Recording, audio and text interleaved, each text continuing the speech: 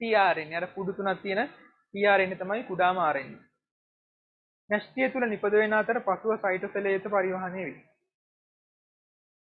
ඒක වැරද්දක් නැහැ නේ. දැන් මෙයා mRNA හැදෙන්නේ DNA වලින්නේ. DNA සාමාන්‍යයෙන් දැන් ඔතන හැබැයි න්‍යෂ්ටිය කියද්දි සූන්‍යෂ්ටික කට්ටියනේ ගන්න වෙන්නේ.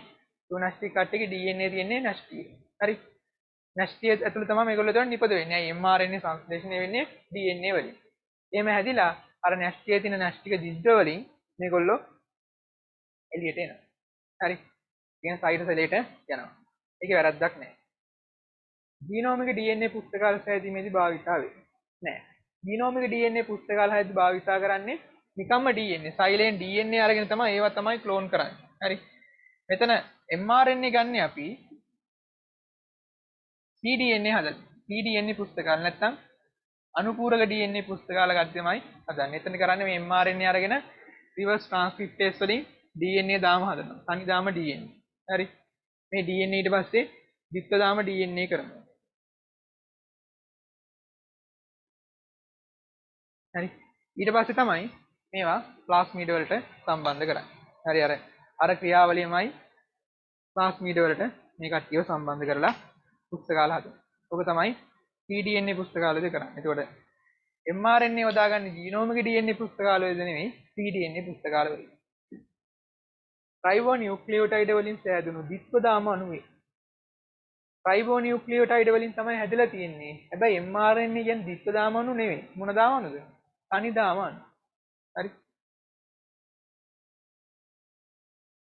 රයිබෝනියුක්ලියෝටයිඩ කියන එක හරි. ඒ ද්විත්වදාම කියන එක වැරදි. ඒකට හරි උත්තරය ගන්න වෙන්නේ 3. ඉලෙක්ට්‍රෝන අන්වීක්ෂය පිළිබඳ සම්බන්ධයෙන් පිළිගත නොහැකි ප්‍රකාශය. බලන්න. ඉලෙක්ට්‍රෝන කදම්බයක් නිදර්ශකය මත පදිත කිරීමෙන් ප්‍රතිබිම්බ ලබා ගැනීම සිදු කරයි. ඔවුනේ ඉලෙක්ට්‍රෝන අන්වීක්ෂයදී භාවිත කරන්නේ ඉලෙක්ට්‍රෝන කදම්බය. නිදර්ශකවල මතු පිට පෘෂ්ඨයේ ත්‍රිමාන ව්‍යුහය නිරීක්ෂණය සඳහා පරිලෝකන ඉලෙක්ට්‍රෝන අන්වීක්ෂය වඩාත් සුදුසු වේ. ඔව් පරිලෝකන ඉලෙක්ට්‍රෝන අන්වීක්ෂයදී කරන්නේ අර මොනවා හරි කතරමගේ නිදර්ශකයේ කතරමගේ ලෝහයක් ආලේප කරලා ඉලෙක්ට්‍රෝන කදම්බය ගිහලා අර ගොඩක් එක යොදාගන්නේ ව්‍යුහවල ත්‍රිමාන මොකක් හරි නිදර්ශකයේ ත්‍රිමාන ව්‍යුහය නිරීක්ෂණය කරන්න. අර අභ්‍යන්තර ව්‍යුහය නිරීක්ෂණය කරන්න ගන්නේ මේ සම්ප්‍රේෂක ඉලෙක්ට්‍රෝන අන්වීක්ෂය. හරි. නිදර්ශකයේ වර්ණ ගැනීම සඳහා බැරලෝහ භාවිත කරයි. ඔව් සම්ප්‍රේෂක ඉලෙක්ට්‍රෝන අන්වීක්ෂයේදී නිදර්ශකයේ වර්ණ ගන්නවන්න භාවිත කරනවා බැරලෝහ. එන්න අජීවී නිදර්ශකද නිරීක්ෂණය කළ හැක. බෑ. මොකද ඉලෙක්ට්‍රෝන ධාරාවක් යන්නේ අනික මේ ඉලෙක්ට්‍රෝන අන්වීක්ෂය වලදී කොහොමත් භාවිත කරන්නේ අජීවී නිදර්ශකයෙන්. ජීවී නිදර්ශක භාවිත කරලා නිරීක්ෂණ ලබා ප්‍රතිබිම්බ ලබා ගන්න බෑ. ඒක වැරදි. සම්ප්‍රේෂණ ඉලෙක්ට්‍රෝන අන්වීක්ෂවලදී බොහෝ විට ඉතා තුනී නිදර්ශක භාවිතා වේ. ඔව් සම්ප්‍රේෂක ඉලෙක්ට්‍රෝන අන්වීක්ෂවලදී අපි යොදාගන්නේ සම්ප්‍රේෂක ඉලෙක්ට්‍රෝන අන්වීක්ෂය යොදාගන්නේ ව්‍යුහවල අභ්‍යන්තර අධ්‍යයනය කරන්න. එක නිදර්ශකවල අභ්‍යන්තර අධ්‍යයනය කරන්න නම් අර එන ඉලෙක්ට්‍රෝන ධාරාව නිදර්ශකයේ හරහා යන්න ඕන. එනද ඔහිඳ පුළුවන් තරම් අපි බලනවා නිදර්ශකයේ තුනී කරන්න. එතකොට මොකද වෙන්නේ? නිදර්ශකයේ හරහා යන්න ලේසි වෙනවා. හරි. පටල රහිත ඉන්ද්‍රිකාවක් වන්නේ මයිටොකොන්ඩ්‍රියා දිස්ස පටලමයයිනේ. කොල්ගි දේහයත් පටලමය ඉන්ද්‍රිකාවක්. මඩි තියෙනවා ඒකේ. ලයිසෝම කියන්නේ මොකද්ද? අර ජල විච්ඡේදක එන්සයිම ගබඩා කරන පටලයකින් වට වෙච්ච මේක ඇතුලේ තියෙනවා ජල විච්ඡේදක එන්සයිම. හරි. එකක් පටලමය ඉන්ද්‍රිකාවක්. ලව කියන්නේ හරිත ලව වගේ විවිධ ලව වර්ග. මේවත් පටලමය ඉන්ද්‍රිකා. හරිත ලවයක් ගත්තොත් එහෙම විස්ස පටලමය. රයිබෝසෝම වල උපේක දෙකක් තියෙනවා. මේ දෙකෙන් එකකවත් පටලමය ඉන්ද්‍රිකාවක් නෙවෙයි. මේ දෙකෙන් එකක්වත්. හරි. පටලයකින් වට වෙලා නැහැ. රයිබෝසෝම තමයි උත්තරේ.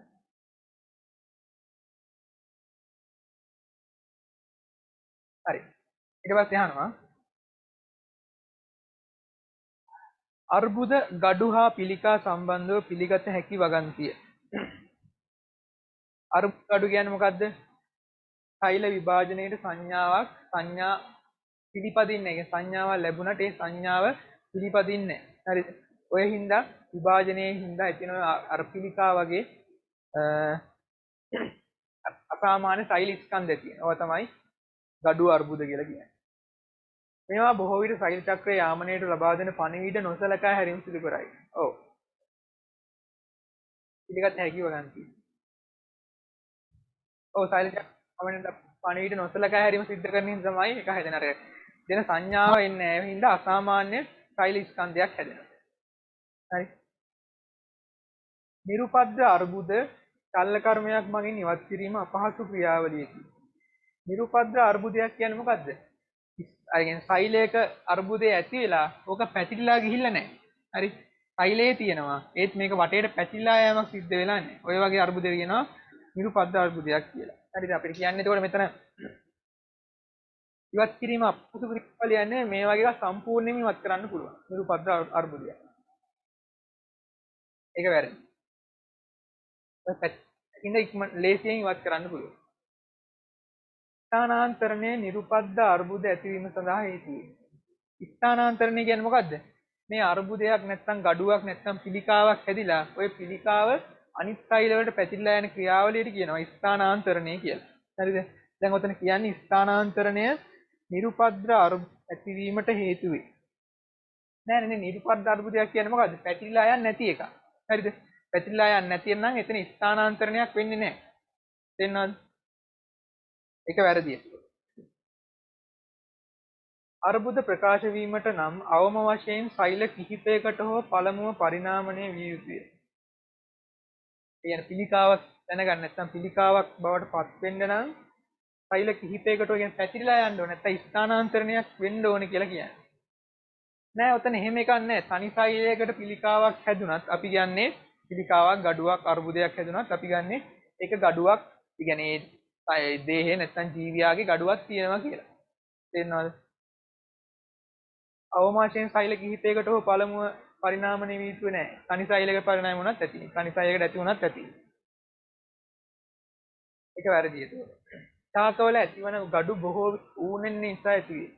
නෑ. ගොඩක් වෙලාවට අනුනන විභාජනයේ හින්දා තමයි gadu ඇති වෙන්නේ ශාකවල.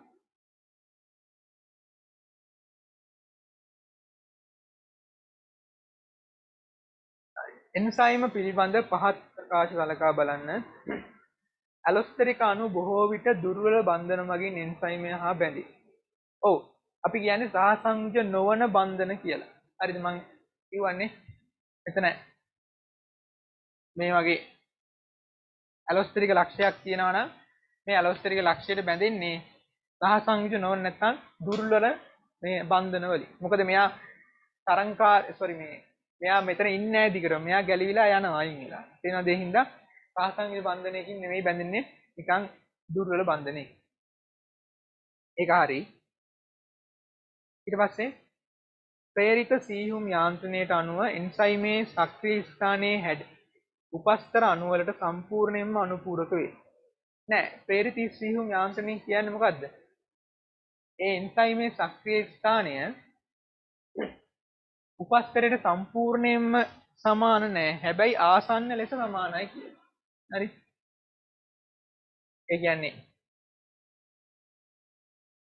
උපස්තරයේ හැඩය මෙහෙමනම් හරි සක්‍රීය ස්ථානයේ හැඩය නිකන් ඔය වගේ. සම්පූර්ණයෙන්ම සමානක් නෑ. හරි. ඔන්න ඔය වගේ. සම්පූර්ණයෙන්ම මෙයාට තමයි. ඒ කියන්නේ අපි කියන්නේ මෙතන දුඩ ව්‍යුහයක් නෙවෙයි නම්‍යශීලී ව්‍යුහයක්. ඒ කියන්නේ මෙයාට වෙනස් වෙන්න පුළුවන්. හරිද? මෙයාට ඕන විදිහට ඒ කියන්නේ මේ උපස්තරයේ හැඩයට අනුව මේ සක්‍රීය ලක්ෂ්‍ය ස්ථානය සක්‍රීය ස්ථානය වෙනස් වෙනවා. හරි.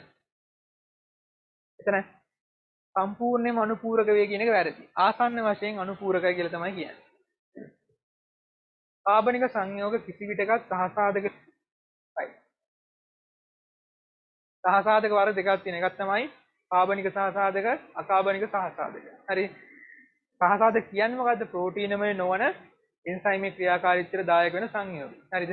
කාබනික සහසාධක මොනවද තියෙන්නේ? FAD ඊට පස්සේ බයෝටින් හරිද? NAD ඔය වගේ ඒවා තමයි කාබනික සහසාධක. ඒකට කාබනික සංයෝග සහසාධක ලෙස ක්‍රියා නොකරයි කියන එක වැරදි. ඊට පස්සේ සහයෝගීතාවයේදී උපස්තර අණුවක් මගින් එන්සයිමේ සියලු සක්‍රීය ස්ථාන වලට බලපෑමක් ඇති කෙරේ. ඔව් ඉස්සෙල්ලා කතා කරේ සහයෝගීතාවයේදී එක උපස්තර අණුවක් බැඳුනහම අනෙක් උපස්තර අණුව එක උපස්තර අණුවක් බැඳුනහම එන්සයිමේට ඒ එන්සයිමේ තියෙන අනිත් සක්‍රීය ලක්ෂ්‍යත් උත්තේජනය වෙන්නේ නැත්නම් උත්තේජනය වෙනවා ඒ උපස්තර අණු බඳව ගන්න. ඒක හරියට. උත්තරේ A හා D. උත්තරයක් නැහැ නේද? දැන් දාගන්න A හා D උත්තරේ. හරි. අනිත් B C වැරදි.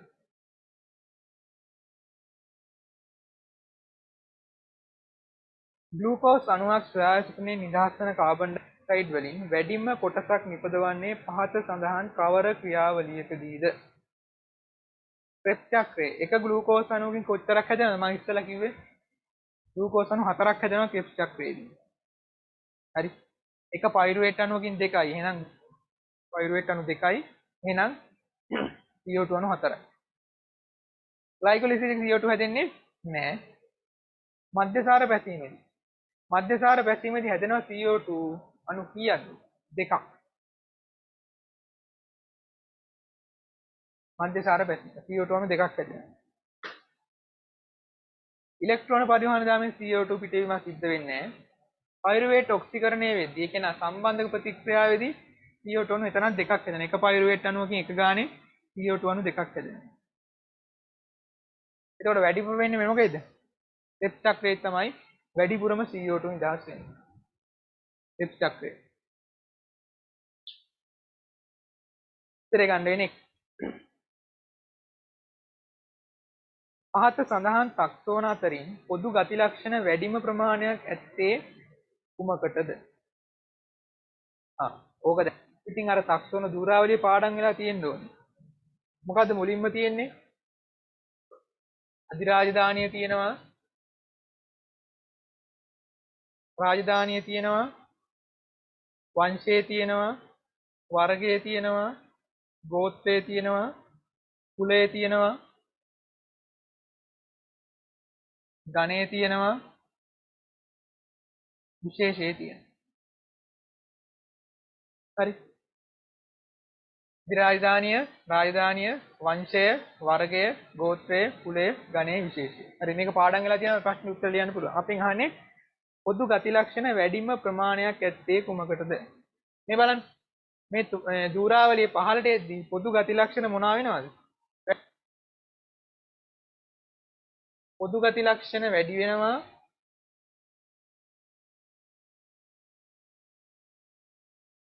පහළට එද්දී ජීවීන් සංඛ්‍යාව නම් මොකද වෙන්නේ? ජීවීන් සංඛ්‍යාව අඩු වෙනවා. හරි. ජීවීන් අඩු වෙනවා. පොදු ගති ලක්ෂණ වැඩි වෙනවා. එතකොට ඔතන තියෙන ඒ වගේ මෙන්න මේ පල්ලෙම්ම තියෙන්නේ මොකද්ද? විශේෂය නැහැනේ. ගණය. ඔව් ගණය තමයි ගන්න වෙන්නේ. ගණය තමයි පොදු ගති ලක්ෂණ වැඩිපුරම තියෙන්නේ.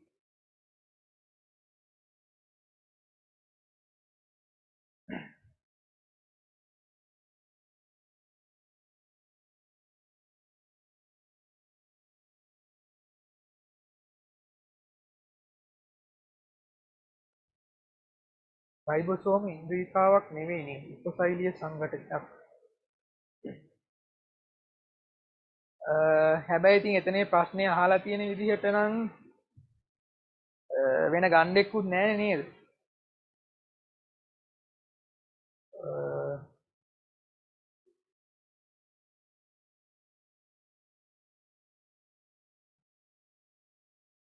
එතන මේ ප්‍රශ්නේ අහලා තියෙන විදිහට වෙන ගන්න එක නැහැ රයිබෝසෝම තමයි ගන්න වෙන්නේ.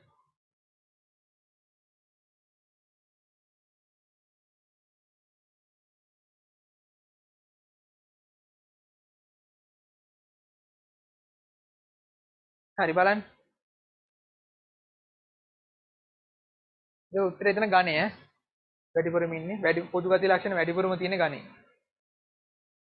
නෙප්‍රොලොපිස් වල පහත කවර ලක්ෂණේ ඒ බ්‍රයෝෆයිටා ශාකවලට වඩා භෞමික ජීවිතයට හොඳින් අනුවර්තනය වී ඇති බව නොපෙන්වයිද? ඒ කියන්නේ නෙප්‍රොලොපිස් බයෝෆයිටා ඒ කියන්නේ පොගනාටුම් වලට වඩා භෞමික ජීවිතයට අනුවර්තනය වෙලා තියෙනවා කියලා පෙන්වන්නේ නැති ලක්ෂණයක්. නැත්නම් අර ඔතන අහන්නේ සරලව අර දෙන්නගෙම තියෙන ලක්ෂණයක්. එක වගේම එක විදිහටම තියෙන ලක්ෂණයක් මොකක්ද කියලා. බලමු. ජන්මානුශාකයේ ජීවන චක්‍රයේ කෙටි කාලයක් ජීවත් වෙන પરම්පරාවක් හිමු. ඔව්. අර කොගොනාටුම් වල ප්‍රමුඛ ශාකය ජන්මානුශාකය. හරි. එතකොට එයා තමයි ගොඩක් කාලයක් ඉන්නේ. ඒත් නෙප්‍රොලොපිස් ගත්තොත් එහෙම කොගොනාටුම් මේ බීජානුශාකය තමයි ප්‍රමුඛ වෙලා තියෙන්නේ. එතකොට ජන්මානුශාකයේ ඊට සාපේක්ෂව සීන වෙලා කෙටි කාලයක් තමයි ජීවත් වෙන්නේ. ඒකට මේ පරිණාමිකයේ උසස් ලක්ෂණයක් විදිහට ගන්න පුළුවන්. ජන්මානුශාකයේ කචිකාමයේ ශුක්‍රාණු නිපදවීම.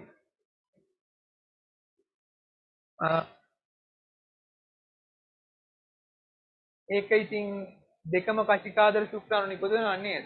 මේ දෙකම සංසේචනය වෙන්නේ බාහිර ජලය මත. හරි. එතන ඒක නම් ගන්න බෑ ජීවිත අනුවර්තන වීමක් කියලා. අරයට වඩා මෙයා. හරි බලමු ඊළඟ ඒවා ටික. බීජාණුශාකයේ සත්‍ය කඳ මුල් පත්‍ර බවට විභේදනය වී තිබේ. ඔව් ඒක ගන්න පුළුවන් නේ. මොකද අරයාගේ තියෙන්නේ මූලාභ නැත්තම් ව්‍යාජ මුල්. ව්‍යාජ කඳක් ව්‍යාජ පත්‍ර තියෙන. ඒත් නෙප්‍රොලොපිස් ලරාවම මීවන වගේ ශාකයක් ගත්තොත් එහෙම එයාගේ සත්‍ය කඳ මුල් පත්‍ර විභේදනයක් තියෙනවා. ඒකට අපිට කියන්න පුළුවන් ඒක භෞමික ජීවිතයට අනුවර්තනයක් කියලා. බීජාණු අලිංගිකව ප්‍රජනනය කිරීම. නෑ නෑ. ওই ශාක වර්ග දෙකේම බීජාණු කොහොමද? ලිංගිකව තමයි ප්‍රජනනය කරන්නේ. අපි කතා කරන්නේ මොකක් ගැනද? ශාකවල ලිංගික ප්‍රජනනය ගැන තමයි කතා කරන්නේ. හරිද? බීජාණු හැම වෙලෙම ලිංගික විදිහට තමයි ප්‍රජනනය සිද්ධ කරන්නේ.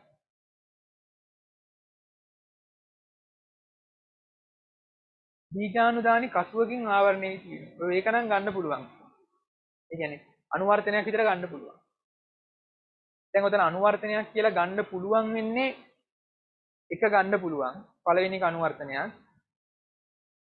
තුන ගන්න පුළුවන්, පහ ගන්න පුළුවන්. ඒ තුනම නෙප්‍රොපිස් ලගේ තියෙන අනුවර්තනයක් අරයට වැඩිය. භෞමික ජීවිතයේ.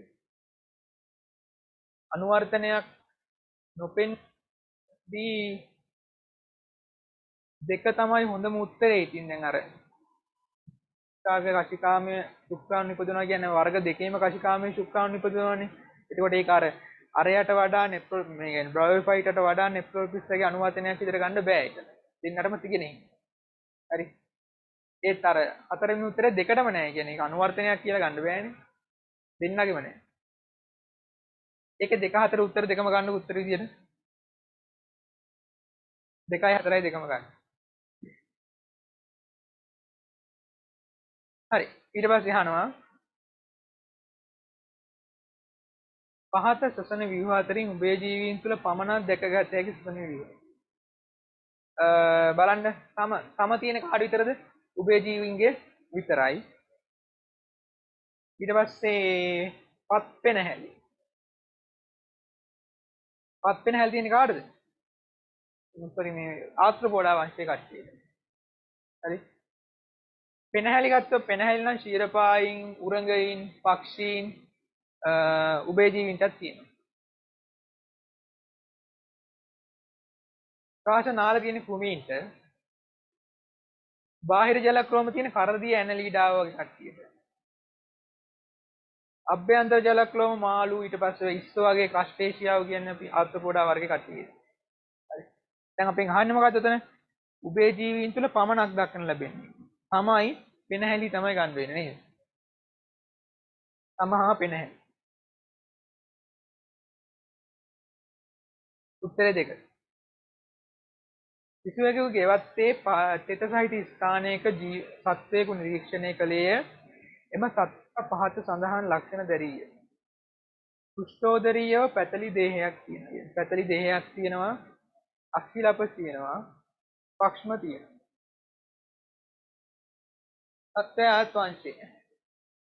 ඔය ලක්ෂණ තුනම තියෙන කාටද? අක්ෂිලප කියන්නේ සංවේදී අවයව අක්ෂිලප තියෙන කාටද? මෙයාලට. පැටි හෙල්මින්තස්ලට තියෙනවා අක්ෂිලප. හරිද? පක්ෂමත් තියෙනවා. පැටි හෙල්මින්තස් වර්ග දෙකක් ඉන්නවා. එකක් තමයි පරපෝෂී ජීවීන්. හරිද? අනිත් කට්ටිය නිදලි වාසී. නිදලේ වාසය කරන කට්ටිය. ඔය නිදලි වාසීන් අපිට පක්ෂම බලා ගන්න පුළුවන්.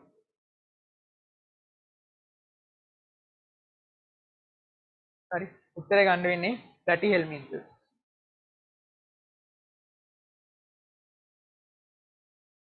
ඊපස්සේ අහනවා උක්ෂාකයේ පිළිබඳ පහත සඳහන් ප්‍රකාශ අතුර කවරක් වැරදිද කියලා අහනවා. කලාපකපු සෛලවල ඔක්සිජන් ඉපදීම ඉතා අඩුයි. ඔව්. උක් කියන්නේ මොනවද? C4 ශාක. හරි C4 යාන්ත්‍රණ වෙන ශාක. C4 ශාකවල කලාපකපු සෛලවල PS2 නැත්නම් ප්‍රභා පද්ධති දෙක ගොඩක් අඩුවෙන් තමයි තියෙන්නේ. හරිද? ප්‍රභා පද්ධති දෙක අඩුයි කියන්නේ ආලෝක ප්‍රතික්‍රියාව අඩුවෙන් තමයි සිද්ධ වෙන්නේ. ආලෝක ප්‍රතික්‍රියාව අඩුයි කියන්නේ ආලෝක ප්‍රතික්‍රියාව දෙන ජලයේ විච්ඡේදන වෙලා ඔක්සිජන් නිපද වෙන්නේ. ඒ කියන්නේ ඔක්සිජන් නිපදවීම ගොඩක් අඩුයි. ඒක හරියට. පත්‍ර මධ්‍ය සෛලවල හොඳින් වැඩුණු ගණනා පවතී. ඔව් දැන් කලාපකපු සෛලවල ආලෝක ප්‍රතික්‍රියාව වෙන්නේ නැති විදිහට තමයි අනුවර්තනය වෙලා තියෙන්නේ. ඒත් පත්‍ර මධ්‍ය සෛල ගත්තොත් එහෙම පත්‍ර මධ්‍ය සෛලවල හොඳට ගණනා පිහිටලා තියෙනවා. ඇයි ඒ? හොඳට ආලෝක ප්‍රතික්‍රියාව සිද්ධ වෙන්නේ. හරි. ඒක දෙන උත්තරේ හරි නේද? ගණනා පවතී. ඔව්. ඒක හරි. ඒකත් හරි උත්තරයක්. මොකද ආලෝක ප්‍රතික්‍රියාව සිද්ධ වෙන්න හොඳින් ගණනා පිහිටලා තියෙනවා. ආලෝකයේ සහිත විට කලාපකපු සෛල තුල පයිරුවේට් නිපදවයි. ඔව් අර C4 යාන්ත්‍රණය පැහැදිලි කරලා මතක ඇති.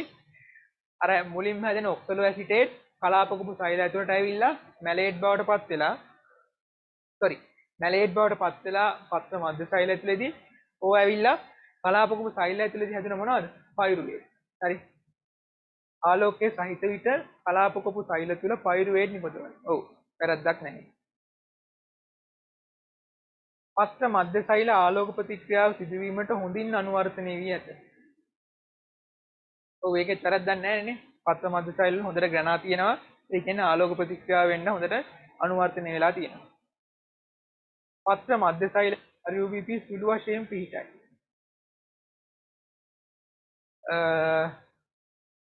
ඒකත් හරි නේද?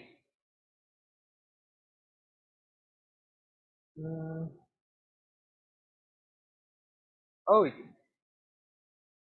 අනුර ප්‍රතික්‍රියාව වෙන්නේ නැති වෙන්න හදලා තියෙන්නේ. ඒකට ඒක උත්තරයක් ගන්න බෑ නේද? උත්තර පහම හරි ඒක.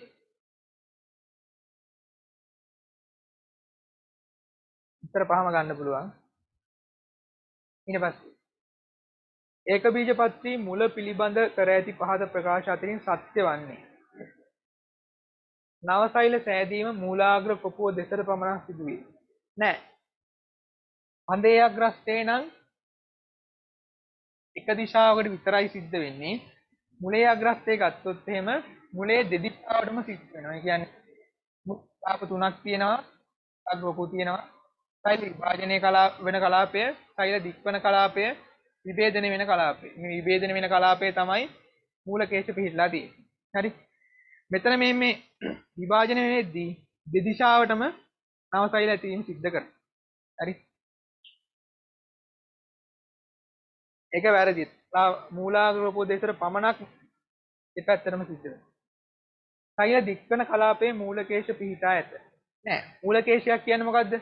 විභේදනය නැත්නම් විකරණය වෙච්ච අපිචර්මීය සෛලයක්. හරිද? මුලේ තියෙන සෛල. ඒ කියන්නේ ඒක තියෙන්නේ කොහෙද?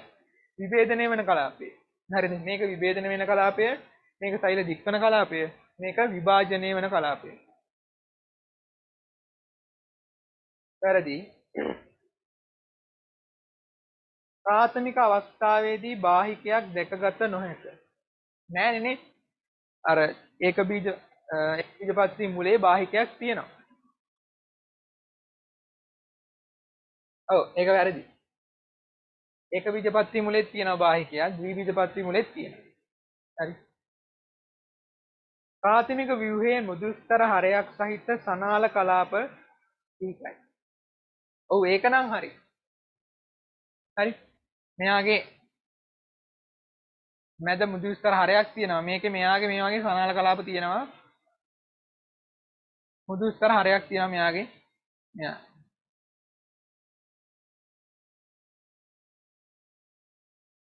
ඒක හරි. ද්විතීක වර්ධනයේදී සනාල කැම්බීම මගින් ද්විතීක ශෛලම හා ද්විතීක ප්‍රෝයම නිපදවයි. ඒක බීජපත්‍රි ශාක කඳේවත් මුලේවත් ද්විතීක වර්ධනයක් සිද්ධ වෙන්නේ නැහැ. හරි. හොඳට ඒක මතක තියාගන්න. ද්විතීක වර්ධනයක් සිද්ධ වෙන්නේ නැහැ ඒක බීජපත්‍රි ශාකවල. එතකොට හරි උත්තරේ විතර ගන්න වෙන්නේ 4 වෙනි උත්තරේ.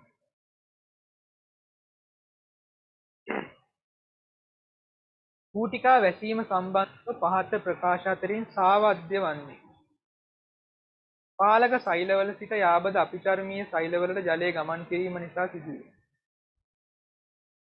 ඔව් දැන් ඔය අර පොටෑසියම් සන්දේ කල්පිතයෙන් පැහැදිලි කරනවා නම් අර සාමාන්‍ය ක්‍රියාවලිය අනිත් පැත්ත. ඒ කියන්නේ දැන් කූටිකා ඇරෙන්නේ පොටෑසියම් අයන ඇවිල්ලා හින්දානේ ආපු හින්දානේ. කූටිකා වැහෙන්නේ මේකේ තියෙන පොටෑසියම් අයන මේ K+ අයන යනවා මෙහෙට. හරිද? මෙහෙට යනවා කියන්නේ මේ යාබද අපිචර්මීය සෛලවල ජල විභවය අඩු වෙනවා. හරි. එතකොට මෙයා අඩු වෙද්දී ඊට සාපේක්ෂව මෙයාගේ ජල විභවය වැඩි වෙනවා. එතකොට මොකද වෙන්නේ? මෙයාගේ ජල විභවය වැඩි යාබද අපිචර්මීය සෛලවල ජල විභවය අඩුයි. එතකොට ජල විභව අනුක්‍රමණයක් ඇති වෙනවා. ඔය ජල විභව අනුක්‍රමණයෙන් හින්දා ජලය ගලන් යනවා පාලක සෛල වලින් ඉඳන් යාබද අපිචර්මීය සෛල වලට. එතකොට මොකද වෙන්නේ? සෛලය හැකිලෙනවා, කූටිකා සිදුර වැහෙනවා. ආවත් දෙක නැහන් එකට පළවෙනි ප්‍රකාශය හරිනේ. පාලක සෛලවල සිට යාබද අපිචර්මීය සෛලවලට ජලය ගමන් කිරීම නිසා සිදුවේ. ඒක හරි. පාලක සෛලවල සිට යාබද අපිචර්මීය සෛලවලට පොටෑසියම් අයන ඉවත් වීම නිසා සිදුවේ. ඔව් ඒකත් හරිනේ මේ පොටෑසියම් අයන ඉවත් වීම හින්දා තමයි ජල විභව වෙනස ඇති වෙන්නේ මේ විදිහට. මෙයාගේ වැඩි වෙලා මෙයාගේ අඩු වෙන්නේ. හරි. ඒ හින්දා තමයි ජලය යන්නේ. ඒකත් හරි. පොටෑසියම් අයන සංජ කල්පිතයේ මගින් පැහැදිලි කළ හැක. ඔව්. අර අපි සාමාන්‍යයෙන් කියන්නේ මුලින්ම කූටිකා ඇරෙන විදිය. හරිද? ඕනනම් අපිට ඔගේ අනිත් පැත්තත් කියන්න පුළුවන් පොටෑසියම් අයන සංජ කල්පිතය. හරිද? මේකම අනිත් පැත්ත. දැන් මේ තියෙන අර මුලින් කියන එක අනිත් පැත්ත. කූටිකා ඇරෙන එකේ අනිත් පැත්ත. පැහැදිලි කරන්න පුළුවන්. දිවා කාලයේදී බොහෝ විට සිදුවේ. නෑ. දිවා කාලයේදී මොකද වෙන්නේ? කූටිකා විවෘත වෙන එක නෙවෙන්නේ. හරිද? දිවා කාලේදී කූටිකා විවෘත වෙන හොඳට ජලය යන්න. හරි රාත්‍රී කාලයේ තමයි මේක ගොඩක් වෙලාවට සිද්ධ වෙන්නේ. හරි ඒක වැරදි. ඇබ්සිසික් අම්ලයේ බලපෑමෙන් වුවද කූටිකා වැසීම සිදුවේ. ඔව් සමහර ශාකවල නියම් කාලයේදී මොකද වෙන්නේ? ඇබ්සිසික් අම්ලයේ බලපෑමෙන් කූටිකා වැහෙනවා උත්සේදනය අඩු කරන්නේ. දැන් ශාකයේ මැල වෙනවා. ඒතර උත්තරේ ගන්න වෙන්නේ 4 නේ. වැරදි එක. දිවා කාලේ නෙමෙයි වෙන්නේ. දිවා කාලේ වෙන්නේ කූටිකා විවෘත වෙන එක. හරි. ඊට පස්සේ පළවල වර්ධනයේ උත්තේජනය කරන ශාක වර්ධක ද්‍රව්‍ය පමණක් අඩංගු වන්නේ. ඔයාලට ශාක වර්ධක ද්‍රව්‍ය වලින් ප්‍රධාන වර්ග 3ක් තියෙනවා පළවල වර්ධනයේ උත්තේජනය කරන්න දායක වෙන. පළවෙනි එක තමයි ඔක්සින. ආයේ දායක වෙනවා ගිබරලින. ආයේ දායක වෙනවා එතිලීන. ඔක්සින, ගිබරලින, එතිලීන. උත්තරේ දෙක තමයි ගන්න වෙන්නේ නේ.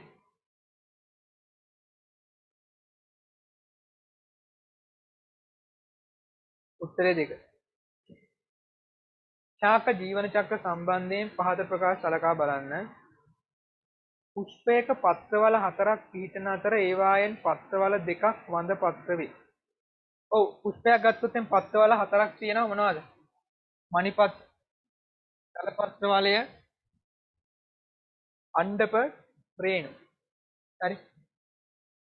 යටින්ම තියෙනවා මණිපත්‍ර වලය. ඊට පස්සේ දලපත්‍ර වලය තියෙනවා. ඊට පස්සේ අණ්ඩප තියෙනවා. අණ්ඩපේ ප්‍රධාන කොටස් 3යි. කලංකය, කීලය, ඩිම්බකෝෂය. ඊට පස්සේ තියෙනවා රේණු. ඔවා තමයි ප්‍රධාන පත්‍රවල 4. පත්‍ර, දලපත්‍ර, රේණු, අණ්ඩප. අණ්ඩපේ ප්‍රධාන කොටස් 3යි. කලංකය, කීලය, ඩිම්බකෝෂය. රේණුවේ ප්‍රධාන කොටස් 2යි. පරාගධානීය සූත්‍රිකා. ඕකෙන් මෙන්න මේ දෙන්න අපි කියනවා වඳ සෛල තියෙන්නේ කියලා. වඳයි නිසරු.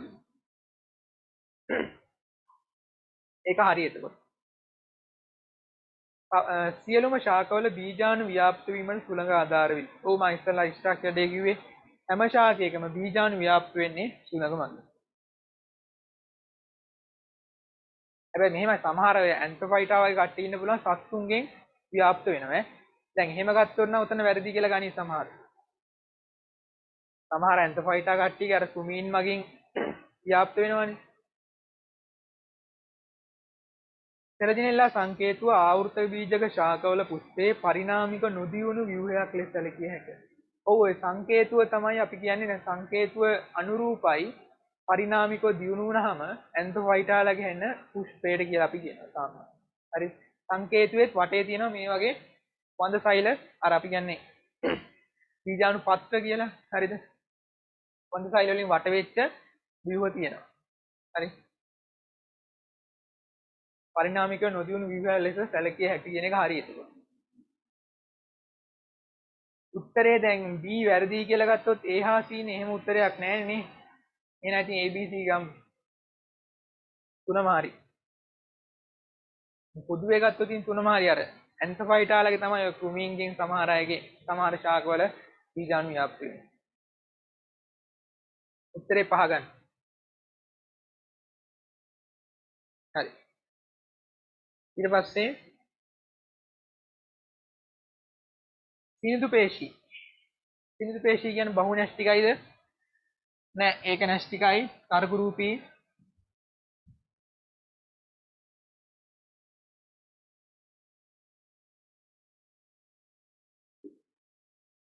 තර්ක රූපී හැඩයක් තියෙනවා මේ වගේ. බහු න්‍යෂ්ටික නෙවෙයි ඒක න්‍යෂ්ටිකයි. ක්‍රමාකුංචන චලන සඳහා වැදගත්. ඔව්. මේ සිනිඳු පේශි තියෙන කොහෙද? ධමනිවල ඊට පස්සේ අපේ ආහාර මාර්ගෙම තියෙන්නේ සිනිඳු පේශි. හරිද? ධමනිවල වෙනව මොනවාද? සංකෝචන. රුධිරය ගමන් කරවන්නේ. ඊට අමතරව ආහාර මාර්ගය දන්නවනේ කොහොමද ක්‍රමාකුංචන චලන වෙනවනේ. ඒක ඔය ඔක්කොම කරන් දායක වෙනවා සිනිඳු පේශි. හරස් විලේඛන නැහැ. හරස් විලේඛන නැහැ. සාකුමියර පිහිටීමක් නැහැ නේ. හින්දා හරස් විලේඛන පිහිටන්නේ නැහැ. පේශීජන්‍ය වේ. නෑ නේ පේශීජන්‍ය කියන්නේ මොකද්ද? පේශියේ සංකෝචන ආරම්භ කරන්න ආවේග ලබා දෙන්න නැත්නම් ආවේග ඇති කරන්නේ පේශියෙන්. එහෙම පේශි වර්ග එකයි තියෙන්නේ. කවුද? හෘත් පේශි විතරයි. අර හෘත් සංනයන පද්ධතියමයි. සංකාල පේශි, සිනිඳු පේශි වර්ග දෙකම ගත්තාම එයාලගේ ආවේග ඇති කරන්න මුලින්ම පණිවිඩ එවන්නේ ස්නායු ආවේගයන් මගින්. එයාගේ සංකෝචන ඇති කරන්න මුලින්ම ආවේගය එවන්නේ ස්නායු මගින්. හරි අපි කියන හින්දා සංකාල පේශි, සිනිඳු පේශි වර්ග දෙකම ස්නායු ජන්‍යයි කියනවා. හරි. හෘත් පේශි විතරයි පේශි ජන්‍ය කට්ටියකට තියෙන්නේ. ඇක්ටින් හා මයොසින් ප්‍රෝටීන අඩංගු වේ. නෑ ඔය ඇක්ටින් මයොසින් තියෙන සාකුමියර වලනේ. සාකුමියර තියෙන කංකාල පේශි හෘත් පේශි වලනේ. උත්තරේ ගන්න වෙන්නේ 2.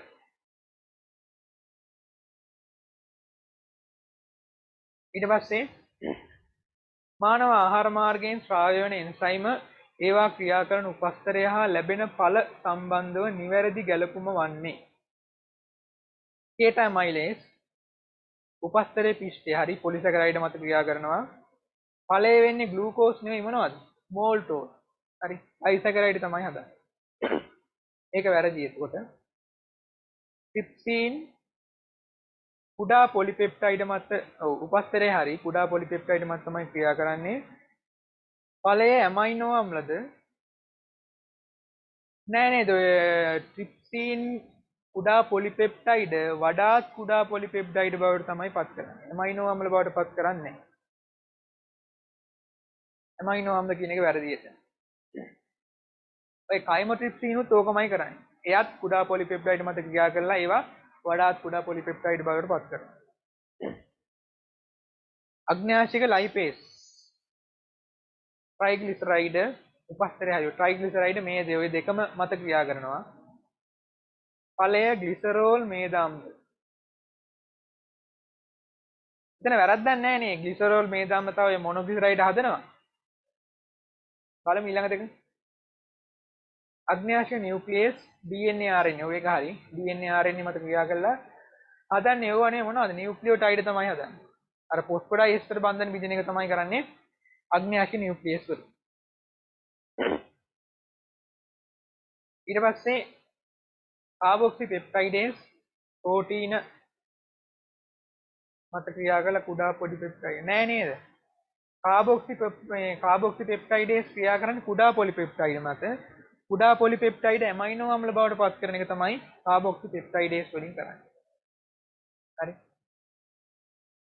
එතකොට වඩාත් ගැළපෙන උත්තරයක් විදිහට ගන්න පුළුවන් මොකද්ද? තුන්වෙනි එකනේ. අතන ඇත්තටම අර ග්ලිසරෝල්, මේදාම්ල, මොනොග්ලිසරයිඩ් කියන තුනම හදනවා. හරි. දැන් අර දෙක තියෙනවනේ ඉතින් අවුලක් නැහැ. උත්තරේ 3 කියලා ගන්න. ප්‍රතිඔක්සිකාරක ලෙස ක්‍රියාකරන විටමින්. විටමින් වර්ග දෙකයි තියෙනවා සිලබස් එකේ. ඕවා මතක තියාගන්න. Vitamin C, vitamin E. ඔය ප්‍රතිඔක්සිකාරක කියන්නේ මෙහිමයි. ඔය සමහරවිට අපේ දේහයේ තැන් තැන් වල මුක්ත කණ්ඩක හැදෙන්න පුළුවන්. ඒ කියන්නේ මෙන්න මේවා කෙමිස්ට්‍රි වල ඉගෙන ගන්නවනේ. හරි. මේ වගේ ඒවා. හරි. මේවට කියනවා ඔක්සිකාරක කියලා. මේ ඔක්සිකාරක විනාශ කරන්න පුළුවන් ප්‍රතිඔක්සිකාරක වල.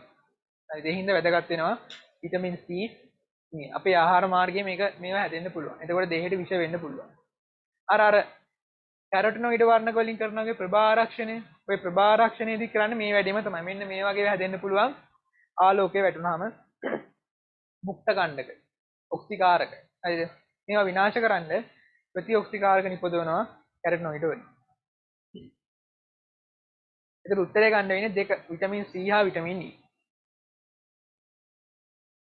ඊට පස්සේ ගැඩවිලෙකුගේ හෘදය සම්බන්ධයෙන් කර ඇති පහත ප්‍රකාශ සලකා බලන්න.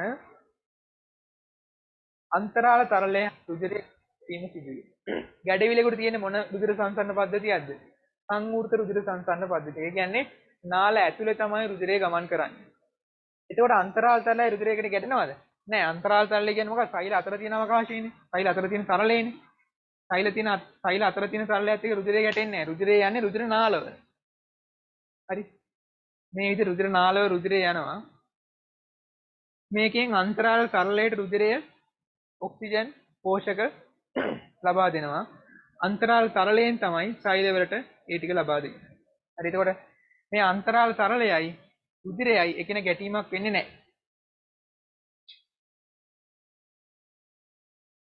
හෘදය මගින් විශාල වාහිනී තුලට රුධිරය පොම්ප කරයි. ඔව් ඒක හරි. මෙයාගේ තියෙන සංවෘත රුධිර සංසරණ පද්ධතියන්නේ. ඒ කියන්නේ රුධිර වාහිනී තියෙන.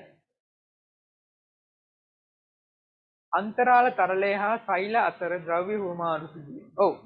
දැන් විවෘත සංසරණ පද්ධතියක් තියෙන කෙනෙක්ගේ රුධිර වාහිනී නැහැනේ. එතකොට මෙහෙ තියෙන්නේ රුධිරය. හරි. එතකොට කෙලින්ම රුධිරයයි සෛලයයි අතර ද්‍රව්‍ය හුවමාරු වෙන්න පුළුවන්. ඒත් මෙයාලගේ රුධිරයෙන් දෙන්නේ මුලින්ම අන්තරාල තරලයට. අන්තරාල තරලයෙන් තමයි සෛල වලට දෙන්නේ. හරි එතකොටනේ. ඊට පස්සේ මොවුන්ගේ දේහ තරලය රුධිර වසා තරලය සඳහන්. නෑ ඔය රුධිර වසා තරලය කියන්නේ කාගේ මේ දේහ තරලයටද? විවෘත රුධිර සංසරණ පද්ධතියක් තියෙන අයගේ දේහ තරලයට තමයි රුධිර වසා තරලය කියන්නේ. ඒකට හේතුව මෙයාලගේ වසා තරලයයි අන්තරාල තරලයයි නැත්නම් ඔය වසා තරලය හැදෙන්නේ අන්තරාල තරලයෙන්නේ. ඒ දෙකම මොනවා වෙලා තියෙන එකට මික්ස් වෙලා තියෙන්නේ අර රුධිර නාල නැති හින්දා. හරිද? ඒ හින්දා විවෘත රුධිර සංසරණ පද්ධතියක් තියෙන අයගේ රුධිරය නැත්නම් දේහ තරලයට කියනවා රුධිර වසා තරලය කියලා. මෙයාලගේ සංවෘත හින්දා එහෙම කියන්නේ. ඒකට අහන්නේ සත්‍යව ගන්න තියෙන්නේ. සත්‍ය වෙන්නේ B හා C. නෑ නේ එහෙම. ඉතින් දාගන්න B හා C.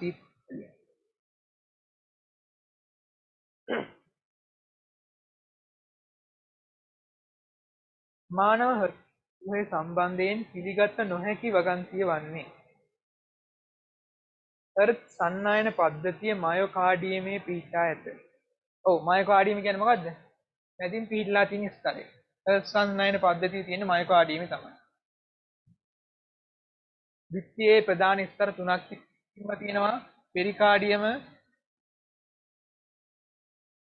මේ අඩි දෙකකින් තියෙන තන්තුමයයි මස්තුමයයි කියලා. ඊට පස්සේ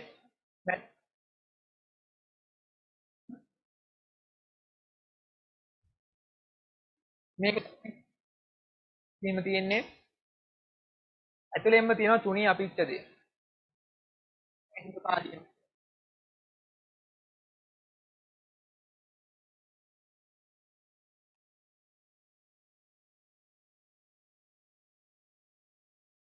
මේක පෙරිකාඩියම්.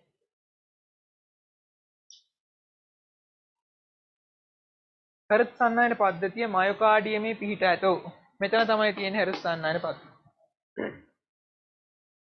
එන්ඩෝමෙට්‍රියම මයෝකාඩිය ඝනකමින් අඩුය. ඔව් එන්ඩෝමෙට්‍රියම කියන්නේ මොකද්ද? තුනී අපිච්ඡදේ. හරි. ඒක කොහොමද මෙයාට වඩා ඝනකමින් අඩුයි. හරි ඒක ගොඩක් තුනී.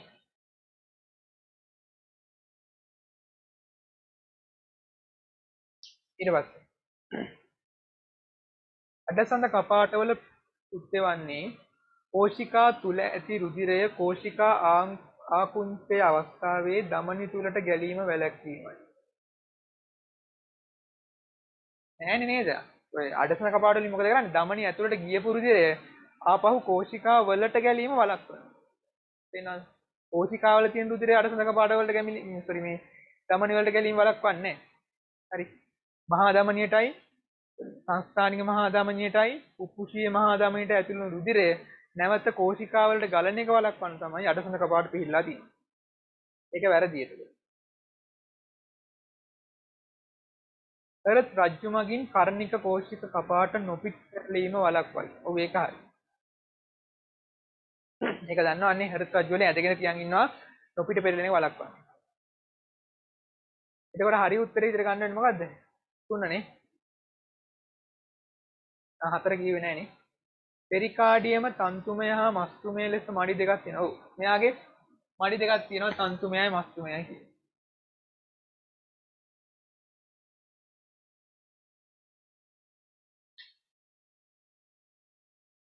3 තමයි හරි උත්තරේ. sorry. වැරදි උත්තරේ.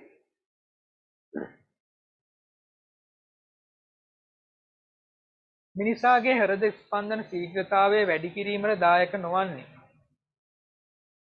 ඇඩ්‍රිනලින්. ඔය ඇඩ්‍රිනලින් වලින් මොකද කරන්නේ? අනුවේගී ස්නායු පද්ධතියේ ක්‍රියාකාරීත්වය වැඩි කරනවා. ඒ කියන්නේ දේහයක් හදිසි අවස්ථාවකට සූදානම් කරනවා. ඒ කියන්නේ බයක් දැනුණාම නැත්තම් කේන්තියක් දැනුණාම ඇඩ්‍රිනලින් ස්‍රාවය වෙනවා. තේරෙනවද? එතකොට මොකද වෙන්නේ? අනුවේගී ස්නායු පද්ධතියෙන් කරන්නේ හෘද ස්පන්දන ශීඝ්‍රතාවය වැඩි කරන එක. තේරෙනවද? එතකොට අපහන්නේ හෘද ස්පන්දන ශීඝ්‍රතාවය වැඩි කරන්නේ. එහෙනම් මොකද වෙන්නේ? අනුවේගී ඇඩ්‍රිනලින් වලින් හෘද ස්පන්දන ශීඝ්‍රතාවය වැඩි වෙනවා.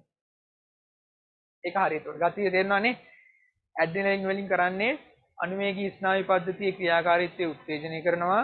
අනුවේගී ස්නායු පද්ධතියෙන් හෘද ස්පන්දන ශීඝ්‍රතාවය වැඩි කරනවා. ඒ කියන්නේ ඇඩ්‍රිනලින් දායක වෙනවා හෘද ස්පන්දන ශීඝ්‍රතාවය වැඩි කරන්න.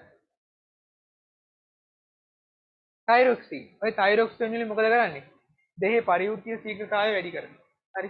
පරිවෘත්තීය ශීඝ්‍රතාවය වැඩි කරනවා කියන්නේ තෛලවල ශ්වසන ක්‍රියාවලින් වැඩි වෙනවා. එතකොට වැඩිපුර තෛලවලට ඔක්සිජන් ඕනේ වෙනවා.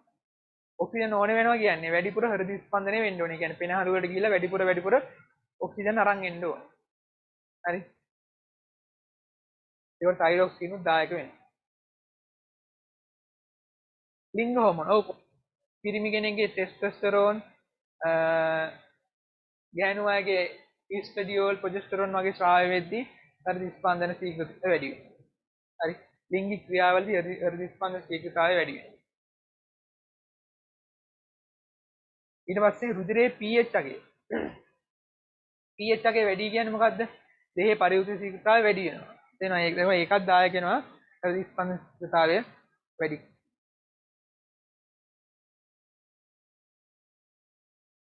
ප්‍රත්‍යානුවේගී ස්නායු පද්ධතිය. නෑ ප්‍රත්‍යානුවේගී ස්නායු පද්ධතියෙන් කරන්නේ හෘද ස්පන්දන ශීඝ්‍රතාවය අඩු කරනවා. ඒ කියන්නේ අර දේහය හදිසි අවස්ථාවකට සූදානම් කරාට පස්සේ නැවත සාමාන්‍ය තත්ත්වයට අරන් එන්නේ කවුරු මගින්ද? ප්‍රත්‍යානුවේගී ස්නායු පද්ධතිය මගින්. දැන් අනුවේගීයකින් වැඩි කරා. එහෙනම් ප්‍රත්‍යානුවේගී මොකද කරන්න ඕනේ? හෘද ස්පන්දන ශීඝ්‍රතාවය අඩු කරන එක තමයි කරන්නේ.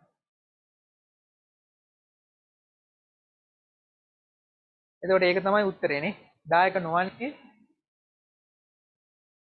ප්‍රත්‍යානුවේගී ස්නායු පද්ධතිය. ඒක හරි. පහ තමයි ගන්න. සංග්‍රාහක ප්‍රණාලයේ සම්බන්ධයෙන් කර ඇති පහත ප්‍රකාශ සලකා බලන්න. වැඩි කොටසක් මජ්ජාවේ පිහිටයි. ඔව් සංග්‍රාහක ප්‍රණාල තියෙන කොහෙද? වෘක්ක පිරමීඩවල. හරි. වෘක්ක පිරමීඩවල තමයි එතකොට තියෙන්නේ.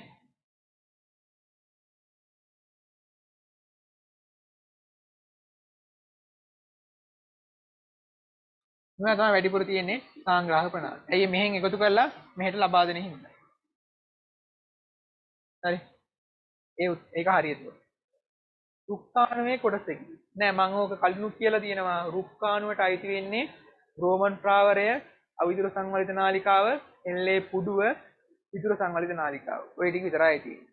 රෝමන් ප්‍රාවරය, අවිදුර, එල්ලේ පුඩුව, විදුර. සංග්‍රාහක ප්‍රණාලය කියන්නේ රුක්කාණුවේ ව්‍යුහයක් නෙවෙයි. කොටසක් නෙවෙයි. සෑම අවිදුර සංවලිත නාලිකාවකටම එක් සංග්‍රාහක ප්‍රණාලයක් බැගින් සම්බන්ධ වේ. නෑනේ නේ. ඒ කියන්නේ එක සංග්‍රාහක ප්‍රණාලයකට ගොඩක් සම්බන්ධ නැහැ. තැන් වලින් ඔය විදිහට සම්බන්ධ නැහැ. කියන්නේ මෙතනින් එකයි මේ හරියෙන් එක අවිදුර සංවලිත නාලිකාවක් සම්බන්ධ වෙනවා. මේ හරියෙන් සම්බන්ධ වෙනවා. මේ හරියෙන් සම්බන්ධ වෙනවම ඔය හැම එකෙම එනවා පෙරණේ. හරි. ඊට පස්සේ මේවා එකතු වෙලා තමයි මේකෙන් මේ තරලය යනවා මෙහෙට. මෙහෙට ගලනවා. හරි. ඒක වැරදි. ADH බලපෑම සහිතයි. ඔව් ADH වලින් මොකද කරන්නේ? ජලය ප්‍රතිශෝෂණය කරනවා. සංග්‍රාහක ප්‍රණාලයෙන්ුයි විදුර සංවලිත නාලිකාවෙන්.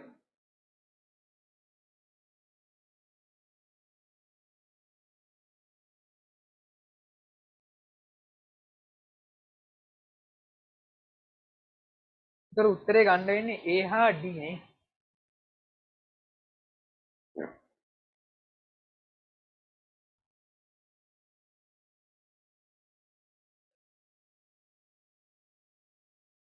බාහිකය තුළ මොනවද තියෙන වැඩිපුර තියෙන වෘක්කාණු වර්ග. ඒ කියන්නේ ජක්ෂ මජ්ජා වෘක්කාණු වෘක්කාණු වර්ග තමයි තියෙන්නේ. හරි. ඔය වෘක්කාණු වලත් මේ හරිය ගොඩක්ම තියෙන වෘක්කාණු ඒකවල.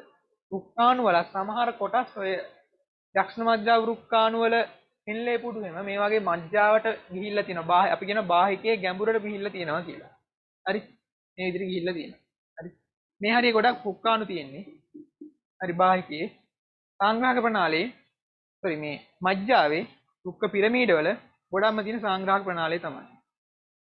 සංග්‍රාහක ප්‍රණාලය. ඒ කියන්නේ මේ වයින් එකතු කරනවා. මේ වෘක්කාණු වලින් එකතු කරනවා. හරි එතකොට වැඩි ප්‍රතිශතය ඒ කියන්නේ වැඩිපුර තියෙන ඒවා ගත්තොත් එහෙම බාහිකයේ තියෙන වෘක්කාණු මජ්ජාවේ තියෙන්නේ සංග්‍රාහක ප්‍රණාලය.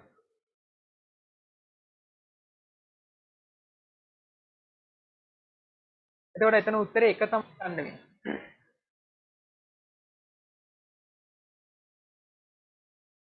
මිනිසාගේ පවතින ප්‍රතිග්‍රාහක සම්බන්ධව පහත ප්‍රකාශ අතරින් පිළිගත නොහැක්කේ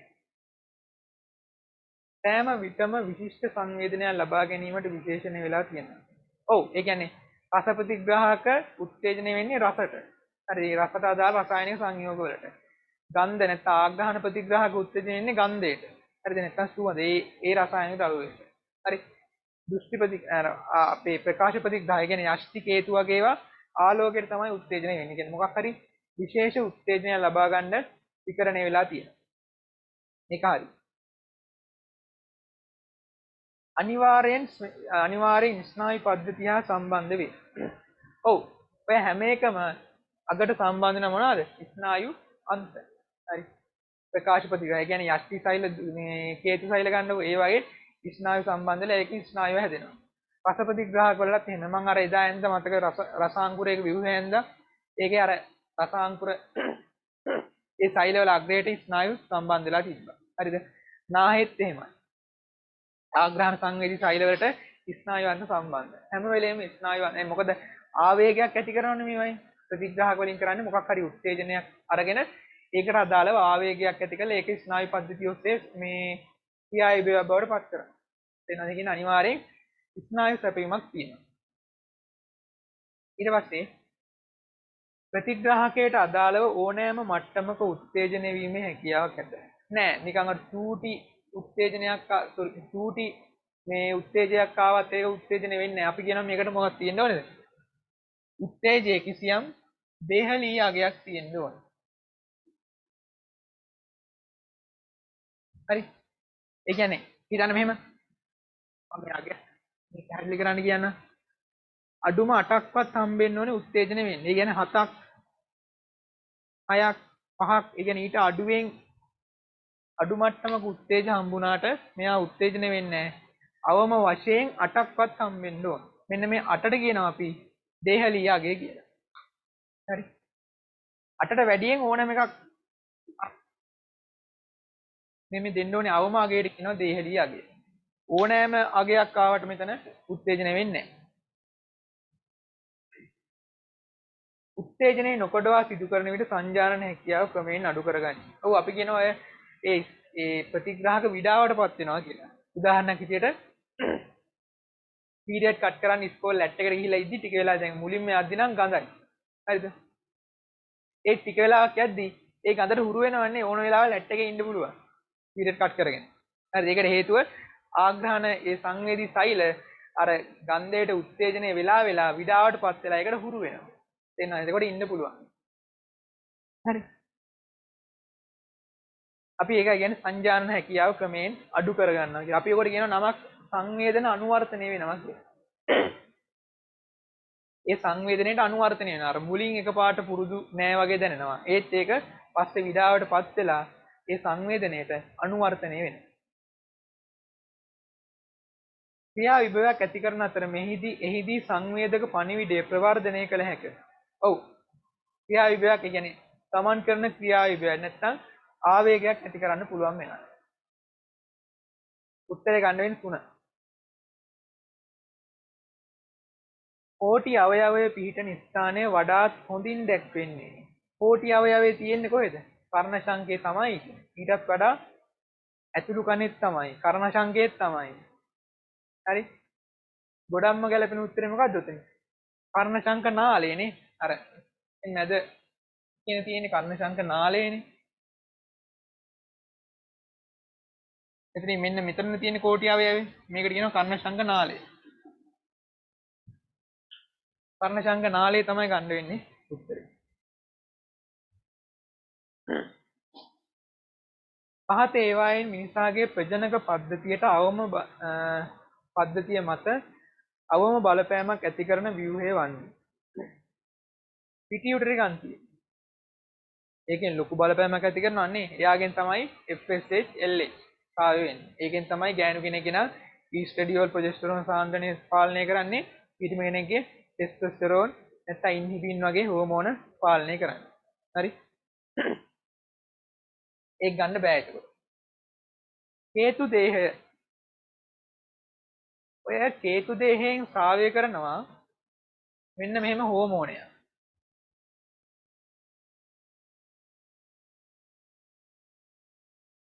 මෙලටොනින් කියලා. හරි? මෙලටොනින් කියලා හෝමෝනයක් ස්‍රාවය කරනවා. මෙන්න මෙලටොනින් හෝමෝනේ තමයි වැඩි වියටපත් වෙන්න කලින් අර ලිංගික පද්ධතියේ වර්ධනය සිද්ධ කරන්න දායක වෙන්නේ. දැන් වැඩියටපත් වෙද්දී නම් මොකද වෙන්නේ? ගෑනු කෙනෙක් ගෙනා ඊස්ට්‍රඩියෝල් ප්‍රොජෙස්ටරෝන් ස්‍රාව වෙනවා. පිරිමි කෙනෙක් ගෙනා ටෙස්ටොස්ටෙරෝන් ඉන්හිබින් ස්‍රාව වෙනවා. ඕවයින් ඒ ප්‍රජනක අවයව වර්ධනය කරනවා. ඒත් වැඩි වියටපත් වෙන්න කලින් මෙන්න මේ මෙලටොනින් කියන හෝමෝනයෙන් තමයි ප්‍රජනක පද්ධතිය නැත්නම් ප්‍රජනක ව්‍යුහ වර්ධනය කරන්න දායක වෙන්නේ. ඒතර මේකේ දායකත්වයක් තියෙනවා හේතු දෙහි. හේතු දෙහෙන් තමයි මෙලටොනින් ස්‍රාවය වෙන්නේ.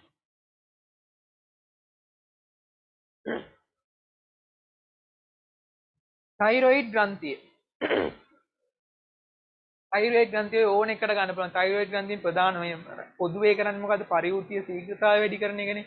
ඒකට ඒක ගිහිල්ලා ප්‍රජනක පද්ධතිය මතත් බලපාන. හරි. ගන්න පුළුවන්. තයිමස ග්‍රන්ථිය. තයිමස ග්‍රන්ථියෙන් මොකද්ද ස්‍රාවය කරන්නේ? තයිමස ග්‍රන්ථියෙන් ස්‍රාවය කරන මෙන්න මෙහෙම එකක්. තයිමොසීන් කියලා හෝමෝනයක් ස්‍රාවය කරනවා. මේකෙන් ඇත්තටම කරන්නේ T වසා සෛල වර්ධනය කරනවා. T වසා සෛල. හරි. T වසා සෛල විකසනය තමයි කරන්නේ වර්ධනය විකසනය කරන්නේ. මෙයාගේ වැඩි මෙයාගේ නෑ ඉතින් ප්‍රජනක පද්ධතියනේ. හයිපොතලමස් දායකන මොකද GnRH ස්‍රාව වෙලා තමයි පිටියුටරියෙන් FSH LH ස්‍රාව වෙන්නේ. ඒතර අවම බලපෑමක් ඇති කරන හෝමෝ ග්‍රන්ථි විතර ගන්න පුළුවන් මොකද්ද? තයිමස ග්‍රන්ථිය. ඒකෙන් කරන්නේ ටී වසා සෛලවල වර්ධනය හා විකසනය.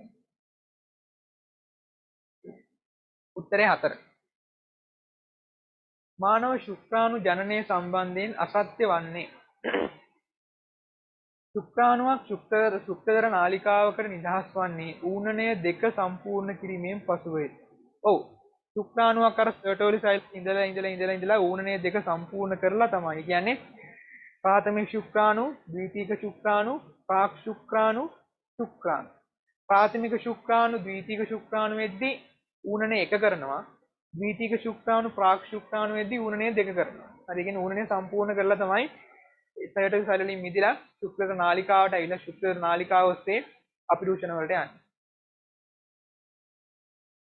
ප්‍රාථමික ශුක්‍රාණු සෛල ඒක ගුණ වේ. නෑ. ප්‍රාථමික ශුක්‍රාණු මාතෘ සෛල තියෙනවා. හරිද? ඔයයන් ප්‍රාථමික ශුක්‍රාණු සෛල නැහැ. ප්‍රාථමික ශුක්‍රාණු සෛල ද්විගුණයි. ප්‍රාථමික ශුක්‍රාණු වලින් ද්විතීක ශුක්‍රාණු හැදෙද්දි තමයි ඌනනේ එක සිද්ධ වෙන්නේ. ඒ කියන්නේ ප්‍රාථමික ශුක්‍රාණු ද්විගුණයි. ඒක ඒක ගුණ වෙන්න පටන් ගන්නෙ ප්‍රාථමික ශුක්‍රාණු වලින් ද්විතීක ශුක්‍රාණු නිපදවීම.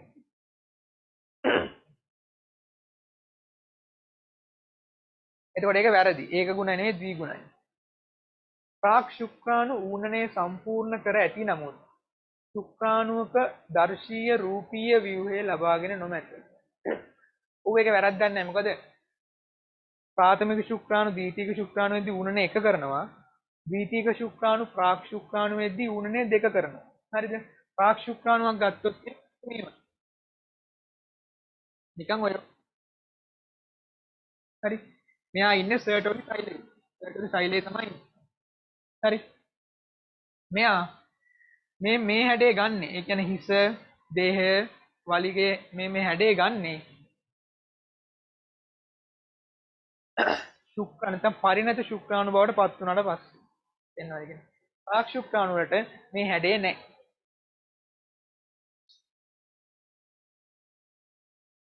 හරිනේ. ඊට බලන්න. ශුක්‍රාණු වල ඌනනය ආරම්භ වන්නේ යෞවනෝදයත් සමගය. ඔව්. යෞවනෝදයත් එක්ක තමයි පටන් ගන්න. එතකන් තියෙන්නේ ප්‍රාථමික ශුක්‍රාණු. ශුක්‍රාණු ජනනයේදී ඌනනය සිදු කරන සෑම සෛලයක්ම පරිණත ශුක්‍රාණුවක් බවට පත් වෙනවා. ඔව් ඒක හරි. මොකද බිම්බවල දැන් සියුනිකා ගත්තොත් එimhe සියුනිකා මිලියන ගාණක් තියෙනවා ගෑනු කෙනෙක්ගේ පොඩි අවන්නේ ගෑනු ළමයි. හරිද? ඒ ඕවයින් මාසයකට එක ගානේ ඉතා සුළු ප්‍රමාණය අර මිලියන ගාණයෙන්ම ඉතා සුළු ප්‍රමාණයයි පරිණත ඩිම්බයක් බවට පත් වෙන්නේ. ඒත් ශුක්‍රාණු එහෙම නැහැ. කිසියම් ශුක්‍රාණුවක් ප්‍රාථමික ශුක්‍රාණුවක් වුණොත් එහෙම එයා අනිවාර්යෙන් ද්විතීක ශුක්‍රාණුව ප්‍රාක් ශුක්‍රාණුව වෙලා අන්තිමට මේ අවස්ථාවට පත් වෙනවාමයි. හරි. ඒක හරියට එතකොට. එතකොට වැරදි උත්තර ඉදිරිය ගන්න වෙන්නේ දෙකනේ. ප්‍රාථමික ශුක්‍රාණු ද්විගුණයි. මවකගේ කිරි නිපදවීම හා ශ්‍රාවය නිවැරදිව සිදුවීමට රුධිරයේ අඩු සාන්ද්‍රණයක් හා වැඩි සාන්ද්‍රණයක් තිබිය යුතු හෝමෝන වන්නේ. දැන් කිරි නිපදවීම මුලින්ම ආරම්භ වෙන්නේ කලල බන්ධය ගැලවුණා. හරි කලල බන්ධයෙන් ප්‍රොජෙස්ටරෝන් හිම ශ්‍රාවය කරනවා. ඊට අමතරව ගර්භණී කාලයේදී රුධිරයේ තියෙන ඊස්ට්‍රඩියෝල්. හරිද? ඔය හෝමෝන මට්ටම් දෙක අඩු වුණාම තමයි ಸ್ತන ග්‍රන්ථි වලින් රුධිරයේ නිපදවීම ආරම්භ කරන්නේ. හරිද? එහෙනම් අනිවාර්යෙන් ඊස්ට්‍රඩියෝලුයි ප්‍රොජෙස්ටරෝනුයි අඩු මට්ටමක තියෙන්න ඕනේ. හරි. වැඩි මට්ටමක තියෙන්න ඕනේ මොනවද? ඔය කිරි නිපදවීම ආරම්භ කරන්නේ ප්‍රොලැක්ටින් වලින්. කිරි ශ්‍රාවය වෙන එක ආරම්භ දැන් කිරි ශ්‍රාවය වෙන එක උත්තේජනය කරන්නේ ඔක්සිටොසින් වලින්. ඒ කියන්නේ ඒ හෝමෝන දෙක වැඩියෙන් තියෙන්න ඕනේ. එතකොට තමයි ප්‍රොලැක්ටින් වැඩි නම් කිරි නිපදවීම උත්තේජනය කරන එක වැඩි වෙනවා. තේරෙනවද? ඔක්සිටොසින් වැඩි නම් කිරි ශ්‍රාවය කරන එක උත්තේජනය කරන එක වැඩි වෙනවා. ඒ කියන්නේ ඒ හෝමෝන දෙක වැඩිපුර ඉන්න ඕනේ. ඒ කියන්නේ ප්‍රොලැක්ටිනුයි ඔක්සිටොසිනුයි වැඩිපුර ඉන්න ඕනේ. ඊස්ට්‍රඩියෝලුයි ප්‍රොජෙස්ටරෝනුයි අඩුවෙන් ඉන්න ඕනේ. හරි බලන්න මේ උත්තර මොකෙද තියෙන්නේ කියලා. ඊස්ට්‍රඩියෝල් අඩුවෙන් ඉන්න ඕනේ ප්‍රොජෙස්ටරෝන් නෑ. වැඩි ප්‍රොජෙස්ටරෝන් අඩුවෙන් ඉන්න ඕනේ. ප්‍රොලැක්ටින් අඩුවෙන් ඉන්න ඕනේ. ප්‍රොලැක්ටින් වැඩියෙන් ඉන්න ඕනේ. එහෙනම් දෙක ගන්න බෑ. ප්‍රොජෙස්ටරෝන් අඩුවෙන් ඉන්න ඕනේ. ඒක හරි. ප්‍රොලැක්ටින් වැඩියෙන් ඉන්න ඕනේ. ඒක හරි. අවුලන්නේ. ඔක්සිටොසින් අඩුවෙන් නෑ. ඔක්සිටොසින් වැඩියෙන් ඉන්න ඕනේ නේ. ඒක ගන්න බෑ. ප්‍රොටීන් වැඩියෙන් ඉන්න ඕනේ. ඊස්ට්‍රඩියෝල් අඩුවෙන් ඉන්න ඕනේ. නෑ මුලින් අහන්නේ මොකද්ද? මුලින් තියෙන්න ඕනේ අඩු සාන්ද්‍රණයක් තියෙන එකනේ. එහෙනම් අඩු සාන්ද්‍රණයක් තියෙන එකක් වෙන්න ඕනේ එක්කෝ ඊස්ට්‍රඩියෝල් නැත්නම් ප්‍රොජෙස්ටරෝන්. හරි. වැඩියෙන් තියෙන්න ඕනේ එක්කෝ ප්‍රොලැක්ටින් නැත්නම් ඔක්සිටොසින්. උත්තරේ ගන්න වෙන්නේ 3 නේද? ප්‍රොජෙස්ටරෝන් අඩුවෙන් තියෙන්න ඕනේ, ප්‍රොලැක්ටින් වැඩියෙන් තියෙන්න ඕනේ. 3 තමයි උත්තරේ ගන්න. ඊට පස්සේ නිසරු භාවය පිළිබඳ පහත සඳහන් ප්‍රකාශ අතරින් අසත්‍ය වන්නේ. ඇතැම් නිසරු තත්ත්ව පමණක් මග හරවා. ඔව්. වඳ කියන හැමෝම ආපහු සරු කරන්න බෑ. එයාගේ තියෙන ඒ වඳ වෙන්න හේතුව අනුව ඒ හේතුව නැවත හරි ගස්සන්න පුළුවන් නම් විතරයි එයාගේ නිසරු භාවය මග හරවා ගන්න පුළුවන්. ශල්‍ය කර්ම මගින් නිසරු භාවයට පිළියම් යෙදිය හැකිය. නිසරු භාවය මග හරවා ගන්න කරන්න පුළුවන් දේවල් තුනක් තියෙනවා. එකක් තමයි ශල්‍ය කර්ම.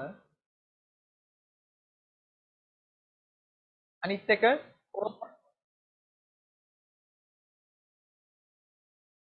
තමයි ආධාරක ප්‍රජනක ක්‍රමවේද. ඒ කියන්නේ අර නාලස්තව කරන වැඩ ටික. මේවා වර්ග දෙකයි. in vitro fertilization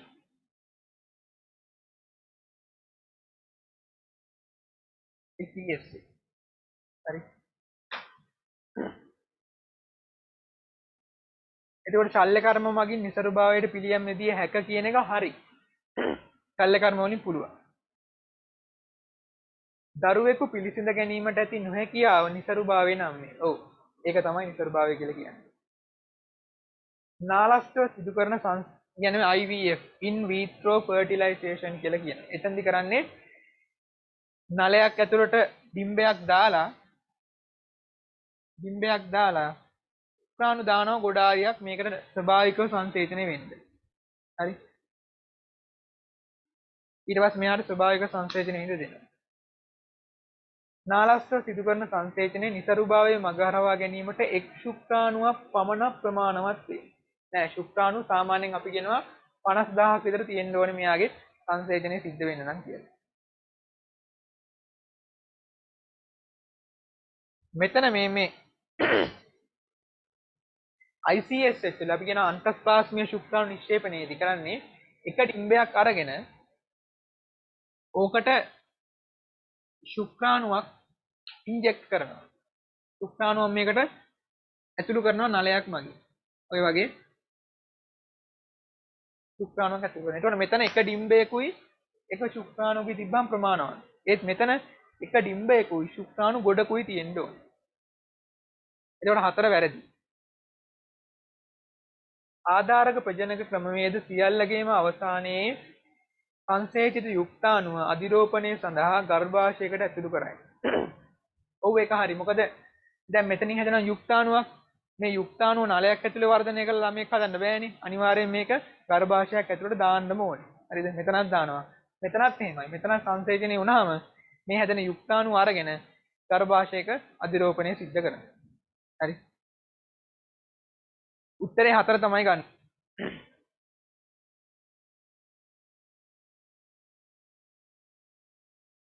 ඊට පස්සේ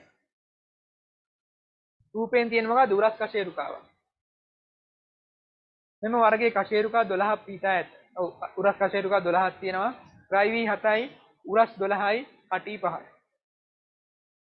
උරස් කූඩුව සෑදීම සඳහා මෙම කශේරුකා දායක වේ. ඔව්. ඔයාවේ තියෙන අර පොඩි ගැටිති වගේ ඒවා මොනවද ඔය? පර්ශු වලට සංධානය වෙන පෘෂ්ඨ. හරිද? පර්ශු වලින් තමයි මෙහෙන් ඇවිල්ලා උරස් කූඩුව හදන්නේ. එතකොට ඒකට ආධාර වෙනවා. දර්ශීය කශේරුකාවක ව්‍යුහයේ දක්නට ලැබෙන සියලුම කොටස් මෙහි ඇත. දර්ශීය කශේරුකාව තියෙන්නේ මොකද්ද? කශේරුක ජිග්‍රේ තියෙනවා, කශේරුක දේහයේ තියෙනවා. ප්‍රසර වර්ග ටික තියෙනවා. ඊට අමතරව කශේරුක වක්‍රය තියෙනවා. ඔය ඔක්කොම ඔතන තියෙනවා. කශේරුක දේහයක් තියෙනවා, කශේරුක වක්‍රයක් තියෙනවා, ජිග්‍රයක් තියෙනවා. තීරයක් ප්‍රසර තියෙනවා දෙපැත්තෙන්. ඔය ඉස්සරහට ඇවිල්ලා තියෙන මොකද්ද? කණ්ඨක ප්‍රසරය. ඊට පස්සේ උත්තර සන්දාන ප්‍රසර අග්ග තියෙනවා, සන්දාන පෘෂ්ඨ තියෙනවා. ඒ ඔක්කොම තියෙනවා ඕකේ. පේශී සන්දානයේ සඳහා පෘෂ්ඨ සැපීමට දායක වේ. ඔව්. ඒ අර තීරය ප්‍රසර ඊට පස්සේ කණ්ඨක ප්‍රසරයේම පේශී සන්දානයේ පෘෂ්ඨ සැපේනවා. විශාලතම කශේරුක දේහයක් සහිත කශේරුක ආකාරය. නෑ විශාලතම කශේරුක දේහයක් තියෙන මොකේද? ඕකටත් යටින් තියෙන කටි කශේරුකාවල. ඉතින් එන්න එන්න කශේරුක දේහය විශාල වෙනවා. කශේරුක ජිද්දේ චූටි වෙනවා. විශාලතම කශේරුක දේහයක් තියෙන ඒක වැරදි ඒක. උත්තරේ ගන්න වෙන්නේ 5. මිනිසාගේ ලිංග වර්ණ දේහ යුගල සම්බන්ධයෙන් අසත්‍ය ප්‍රකාශය. ස්ත්‍රී ලක්ෂණ සඳහා බලපාන වර්ණ දේහය Xද පුරුෂ ලක්ෂණ සඳහා බලපාන වර්ණ දේහය Yද වේ. ඔව් වැරද්දක් නැහැ නේ. ස්ත්‍රී ලක්ෂණ තීරණය කරන X වලින් පුරුෂ ලක්ෂණ Y වලින්. ඊට පස්සේ පුරුෂයෙකුගේ ලිංග වර්ණ දේහ යුගලයේ කිසිදු ප්‍රදේශයක් සමජාත නොවේ. නෑ අපි කියනවා සාමාන්‍ය ලිංග වර්ණ දේහ වල සමහර ප්‍රදේශ විතරක් සමජාත වෙනවා කියලා. කියන්නේ මේ X Y නා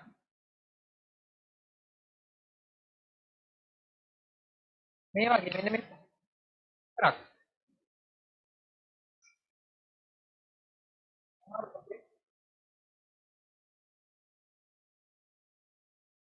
මුළු මනින්ම සමජාතක් නෑ. ජාත නැත්තේත් නෑ. හරි. ඒක වැරදි. ඒකට සමජාත නොවේ නෙමෙයි සමහර ප්‍රදේශ සමජාත වෙනවා. ස්ත්‍රී හා පුරුෂ සංවාසයකින් ගැහැණු දරුවෙකු ලැබීමේ සම්භාවිතාවය පිරිමි දරුවෙකු ලැබීමේ සම්භාවිතාවයට වඩා වැඩි. නෑ කොහොමද? එකම ප්‍රතිශතයක් තියෙන 50යි 50යි. මෙයාගේ XY තියෙනවා ගැහැණු කෙනාගේ XX තියෙනවා. ජන්මානු මෙයාගෙන් X හදනවා ගැහැණු කෙනාගෙන් මෙයාගේ XY හදනවා. සංසේජන වුණාම ගැහැණු කෙනාට පිරිමි කෙනා නැත්නම් XX අනුපාතය XX ට XY අනුපාතය 1ට 1යි එන්නේ. 50ක අනුපාතයක් තියෙනවා. ඒත් ලෝකෙ වැඩියෙන් ඉන්නේ කවුද? ගැහැණුමයි තමයි වැඩියෙන් ඉන්නේ. තමයි 1ට 3ක් ඉන්නවා කියලා නේ. හරි. ඊට පස්සේ Y වර්ණ දේහය මත ලිංගිකත්වයේ සඳහා අදාළ නොවන ජාන තියෙනවා. ඔව් සමහර ඔය ලිංගිකත්වයේ කියන්නේ ලිංග වර්ණ දේහ දෙකේම මේ දෙකේම ලිංගිකත්වයට අදාළ නොවන ජානක් තියෙනවා. X වර්ණ දේහ වගේ ඔය රතු කොළ වර්ණාන්තරාවයට බලපණ කියන වර්ණය ඇතිකරන්න දායක වෙන ජාන තියෙනවා. හිමෝෆිලියා ඇතිකරන ජාන තියෙනවා. වගේ වර්ණ දේහ දෙකේම තියෙනවා. සාමාන්‍යයෙන් මේ වයින් කරන්නේ ලිංගිකත්වයට අදාළ ජාන මේ තියාගෙන ඉන්නේ. ඒ කියන්නේ පීයුරු ප්‍රමාණය, ලිංගික අවයව ප්‍රමාණය, හරිද? ඔය වගේ ලිංගිකත්වයට අදාළ ජාන තියන් ඉන්න එක තමයි ලිංගික හෝමෝන වලින් මේ ලිංග වර්ණ දේහ වලින් කරන්නේ. ඊට අමතරව සමහර අවස්ථා සමහර ප්‍රදේශවල තියෙනවා ලිංගිකත්වයට අදාළ නොවන ජාන තියෙන තැන්. වර්ණාන්ධතාවයේ X ප්‍රතිබද්ධ නිලීන ආබාධයකි. ඔව්. වර්ණාන්ධතාවය ඇති වෙන්නේ මෙයාගේ තියෙන නිලීන ඇලීලයක් හින්දා. හරි. ඒක මතක ඇතිනේ. උත්තරේ එතකොට දෙකක් ගන්න පුළුවන් නේ. දෙකම ගන්න පුළුවන් උත්තර විදියට.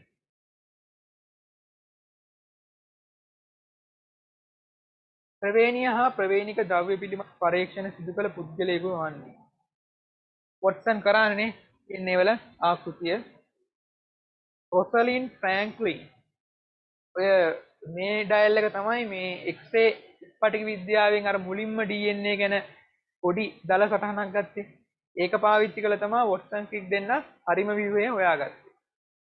හරි. එයාත් ගන්න පුළුවන් ඒක. ඇරිස්ටෝටල්. ඔක ඔයාලා පොතේ නෑ. ඔය අර ඔය ප්‍රවේණික ද්‍රව්‍ය ගැන මුලින්ම දෙයක් කිව්වේ ඇරිස්ටෝටල්. එයා කිව්වේ දෙමව්පියන්ගේ තියෙන මොනවා හෝ දෙයක් දරුවන්ට යනවා.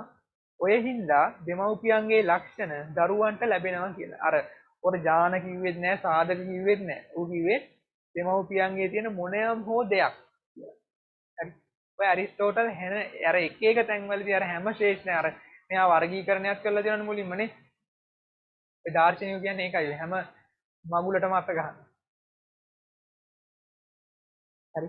එයා මුලින්ම කිව්වා දෙමව්පියන්ගේ පවතින යම් දෙයක් දරුවන්ට ගමන් කරනවා කියලා. ඒකට එයාත් ඔතෙන්දි ගන්න පුළුවන්. W වයින්බර්ග්. ඔව් හාඩි වයින්බර්ග් කියන්නේ ප්‍රවේණිය සම්බන්ධයිනේ. හැරොලස් ලිනේයස් නෑ. එයා ද්විපද නාමකරණය කරා. ටක්සෝන ධූරාවලියක් හඳුන්වලා දුන්නා. එච්චරයි එයා ගැන කියන්නේ. හොඳම උත්තරේ ගන්න ඉන්නේ 5.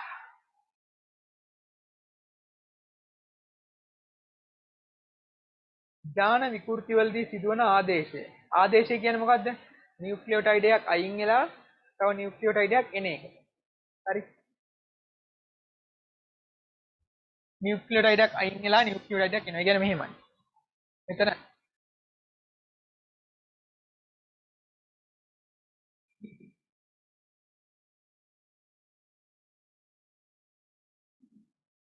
මෙන්න මේ T අයින් වෙලා මොකයි ආදේශයක් කියන්නේ. හරි. රාම විස්ථාපිත සිදු විය නොහැක. රාම විස්ථාපිත විකෘතිය කියන්නේ මොකද්ද? අපි කියමු මෙහෙම ලෝපයක් නිවේශනයක් ආවොත් මේ කියන්නේ මෙහෙම තියෙනවා වැඩියෙන් එකක් වෙනවා. හරි. එතනින් මොකක් හරි වැඩිපුර එකක් එනවා. ඔය වගේ එකට කියනවා අපි නිවේශනයක් වෙනවා.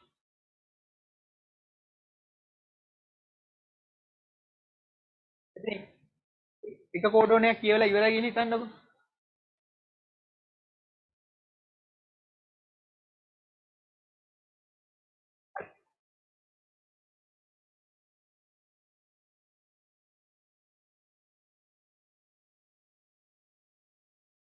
හරිදිනවා. සම්පූර්ණ රාමුවම වෙනස් වෙනවා. ඔකට කියනවා රාමු විස්ථාපිත විකෘතියක් කියලා. ඒත් දැන් ආදේශයක් ඉන්නෙත් නෑ යන්නෙත් නෑනේ. එකක් තව එකක් එනවා. දෙන්න එතකොට ඔය වැරදි නියුක්ලියෝටයිඩ් එක මෙතන හැදෙන්න පුළුවන්. වැරදි ඇමයිනෝ අම්ලයක්. රාමු විස්ථාපනය සිද්ධ වෙන්නේ නෑ. ඒක හරි. ලක්ෂ්‍ය විකෘතියක් විය නොහැක. නෑනේ ඥාන විකෘති කියන්නේ ඔක්කොම මොනවද? ලක්ෂ්‍ය විකෘති. අපගතාර්ථ විකෘතිය සිදු විය නොහැක. අපගතාර්ථ විකෘතිය කියන්නේ මෙතන ඇමයිනෝ අම්ල. හරිද? ඒක වෙන්න පුළුවන් නේ මෙතන වෙනස් වුණොත් එහෙම ඊට අදාළ කෝඩෝනයෙන් සංශ්ලේෂණය කරන ඇමයිනෝ අම්ල වෙනස් වෙන්න පුළුවන්. ඒ හින්දා අපගතාර්ථ විකෘතියක් වෙන්න පුළුවන්. නිහඬ විකෘතියක් විය නොහැක. නිහඬ විකෘතියක් කියන්නේ දැන් අපි දන්නවනේ එක ඇමයිනෝ අම්ලයක් තීරණය කරන්න කෝඩෝන කිහිපයක් තියෙනවා කියලා. දැන් මෙතන කිසියම් කෝඩෝනයක් කලින් තිබිලා ඒ කෝඩෝනයෙන් තීරණය කරන ඇමයිනෝ අම්ලය තීරණය කරන ඒ જાතියෙම කෝඩෝනය මෙතන තව සම්බන්ධ වෙනවා. يعني ඒ જાතියෙම නියුක්ලියෝටයිඩ් එකක් ආදේශ වෙනවා. හරි. ඒක වෙන්න පුළුවන්. විරාර්ථක විකෘති විය නොහැක. වෙන්න පුළුවන්. දැන් මෙතනට ආදේශ වුණේ හින්දා මේක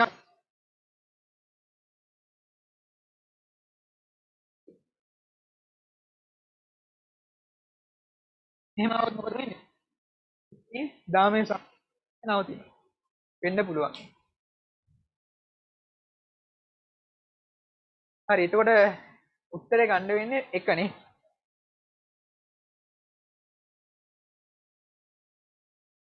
නිරෝධ සිතියම් සම්බන්ධව පහත දක්වා ඇති ප්‍රකාශ සලකා බලන්න. නිරෝධ සිතියම් කියන්නේ මොකද්ද? අර restriction sites ඒ කියන්නේ සීමා එන්සයිම් වලින් කපන්න පුළුවන් තැනුයි ඒව අතර දුරයි කියන සටහන. හරි ඔක ස්ට්‍රක්චර් දෙකකුත් කරා. හරි. සීමා ස්ථානවල පිහිටීම හඳුනා ගැනීමට නිරෝධ සිතියම් උපකාරී වේ. ඔව් සීමා ස්ථාන කියන දැන පෙන්වන්න තමයි නිරෝධ සිතියම් ගන්නේ. සීමා ස්ථාන අතර දුර හඳුනා ගැනීමට නිරෝධ සිතියම් අර ස්ථාන අතර දුර දක්වලා තිනවා ඒකක වලින්. යාමයක ඥානවල පිහිටීම හඳුනා ගැනීමට නිරෝධ සිතියම් උපකාරී වේ. නෑ. ඥාන තියෙන තැන් බලා ගන්න නිරෝධ සිතියම් වලින් බෑ. නිරෝධ සිතියම් වලින් පුළුවන් වෙන්නේ සීමා ස්ථාන, ඒ කියන්නේ රෙස්ට්‍රික්ෂන් එන්සයිම් වලින් කපන්න පුළුවන් තැනුයි ඒ වායේ පිහිටීමයි ඒ එක එක රෙස්ට්‍රික්ෂන් සයිට්ස් අතර දුරයි හොයාගන්න විතරයි. ක්ලෝන වාහක ගොඩනැගීමේදී නිරෝධ සිතියම් උපකාරී වේ. ඔව්. අර කපන්න ඕනේ තැන හොයාගන්න ක්ලෝන කරන වාහකයේදී නිරෝධ සිතියම් උපකාරී වෙනවා. ABD නේද?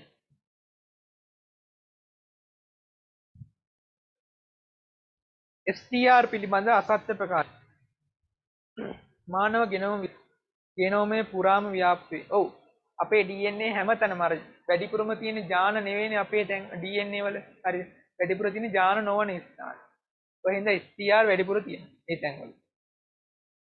හරි. ඊට පස්සේ විවිධ දිගින් යුක්ත වේ. ඔව් මං කිව්වේ අර භස්ම 6ක් එකිනෙක රිපීට් වෙන්න පුළුවන්. දෙකේ ඉඳන් 6ක් වෙනකන් ඕනම භස්ම සංඛ්‍යාවක් එකිනෙක රිපීට් වෙන්න පුළුවන්. හරිද?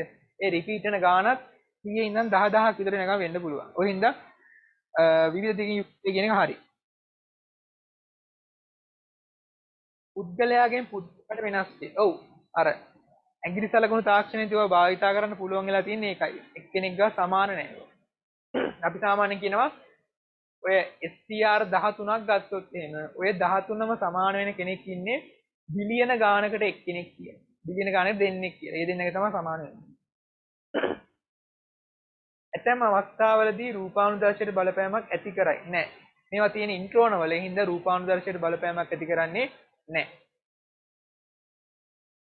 ඇතැම් රෝග හඳුනා ගැනීමට භාවිතා වේ. ඔව්. රෝග හඳුනා ගන්න භාවිතා කරන්න පුළුවන්. ඒකට වැරදි එක විදිහට ගන්න වෙන්නේ 4 වෙනි උත්තරේ. ශ්‍රී ලංකාවේ දැකිය හැකි පරිසර පද්ධතියක දැකිය හැකි ලක්ෂණ කිහිපයක් පහත දැක්වේ. සූර්යාලෝකයෙන් ආරක්ෂා වීම සඳහා ඝන උච්චර්ම දරයි, උච්චර්ම සහිත පත්‍ර දරයි. ඊට පස්සේ ක්‍රස්ටේෂියාවන් හා මොලුස්කාවන් රැසකගේ වාසස්ථානයේ වේ. අමතර ලවණ පිට කිරීම සඳහා ශාක පත්‍රවල ලවණ ග්‍රන්ථි පිටලා තියෙනවා. ඔය මොනවා ගැනද කියන්නේ? කඩලාන ශාක ගැන. අපෙන් අහන්නේ ඉහත පරිසර පද්ධතිය ඉල්ලා තියෙන ප්‍රදේශය. විල්පත්තුවේ තියෙන මොනවද? විල්ලු. බුලත් සිංහල තියෙන වගුරු බිම්. මීගමුවේ කලපුවක් තියෙනවා. ඔය දැන් ඔය කඩලාන තියෙන කලපුව වල නේද? කලපු තමයි ගන්න වෙන්නේ. මන්නාරම සිට කල්පිටිය දක්වා තියෙන මොනවද? මුහුදු 3 පෙත් තමයි මන්නාරමේ ඉඳන් කල්පිටිය දක්වා තියෙන්නේ. අකුරල සිට තංගල්ල දක්වා තියෙන කොරල් පාල. ඒක උත්තරේ මීගමුව. නැත්තම් කඩලාන පරිසර පිටලා තියෙන්නේ මීගමුව. කිසියම් සත්‍යයේ පිළිබඳ කර ඇති ප්‍රහත ප්‍රකාශ සලකා බලන්න. එක්තරා කාලයකදී පුළුල්ව පරිසරයේ ව්‍යාප්තව පැවතිනි. යම් යම් හේතු නිසා අදවන විට නැති වී ගොසිනි. වර්තමානයේ සීමිත වූ ස්ථානවල හුදකලාව ජීවත් වේ. ඔය කවුරු ගැනද කියන්නේ? අවශිෂ්ට විශේෂයක් ගැන. හරි. ඔය ලාම්පු බෙල්ලා එක්ටියෝපිස් ඒ වගේ කට්ටිය. උත්තරේ ගන්න වෙන්නේ 3. සුද්ධ ජීවීන්ගේ දක්නට ලැබෙන පහත ශෛලීය ව්‍යුහා ඒවායේ කෘත්‍ය ගැලපුම අතරින් වැරදි ප්‍රකාශය. අස්කස ලිංගික ප්‍රජනනය. ඔව්. ඇස්කොමයිකෝටාවන්ගේ ලිංගික ප්‍රජනක ව්‍යුහය තමයි අස්කස. හෙටරොසිස්ට නිර්වායු ශ්වසනයට ආධාර වීම. නෑ ඔය හෙටරොසිස්ට වලින් මොකද කරන්නේ? ඔවා තියෙන සයනොබැක්ටීරියාවන්ගේ. ඔවෙන් කරන්නේ නයිට්‍රජන් තිර කරන එක. ඒකයිනිට වලින් ආහාර සංචය කරනවා. ඔය ඒකයිනිට තියෙන්නේ සයනොබැක්ටීරියාවන්ට ඒවෙන් කරන්නේ ආහාර සංචිත කරලා තියන් ඉන්න. ව්‍යාජපාද සංචරණයක හරිය අමීබාවන්ට තියෙනවා. කැප්සිඩේ වෛරස් වලට තියෙනවා. දේහ අභ්‍යන්තරයේ ආරක්ෂාව. වෛරසට හැබැයි දේහයක් නැහැ. ඒත් අභ්‍යන්තර ආරක්ෂණයට දායක වෙනවා කැප්සිඩේ. උත්තරේ ගන්න වෙන්නේ 2නේ.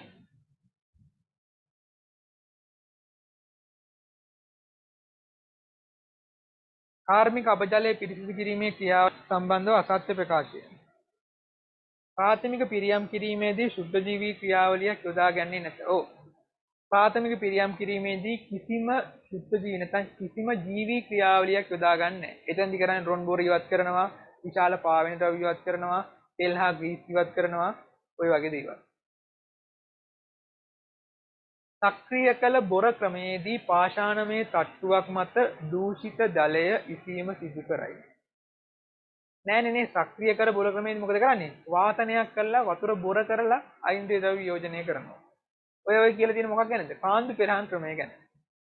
පාෂාණමය තට්ටුවක් මත දූෂිත ජලය ඉන්නේ මොකේද? කාන්දු පෙරහන් ක්‍රමය. වැරදි එක. ද්විතීක පිරියම් කිරීමේදී ශුද්ධ ජීවි වර්ධනයක් සිදු නොවේ. නෑ. ඔය ශුද්ධ ජීවි වර්ධනයෙන් තමයි අයින්ද්‍රිය ද්‍රව්‍ය වියෝජනය කරන්නේ ද්විතීක පිරියම් කිරීමෙන්. අපජලයේ පිරිසිදු කිරීමේ ක්‍රියාවලියෙන් පොහොර ලබාගත හැක. ඔව්. ඔය අන්තිමට එන මේ අපද්‍රව්‍ය ටික පොහොර හදන්න දායක. මෙම ක්‍රමයෙන් පිරිසිදු කරන ජලය නැවත ස්වභාවික ජලාශවලට එක් කරයි. ඔව් ඉතින් ජලය පිරිසිදු කරලා තියන් ඉන්නේ නැහනේ. ඒවා ස්වභාවික පරිසරවලට මුදා හරි. ඒකට අසත්‍ය ප්‍රකාශ දෙකක් ගන්න පුළුවන් නේද? 2යි 3යි උත්තර දෙකම ගන්න පුළුවන්. සුත්‍රී විද්‍යාවේ විටමින් C නිපදවීමට දා ගන්න සුත්‍රියාකාර කවුද? ඇසෙටෝබැක්ටර් ACE පළවෙනි උත්තරේ. සියුඩෝමොනාස් යොදා ගන්නවා B12 හදන්න. අනිත් දෙන්න නම් මොකේවත් යොදා ගන්න නැහැ.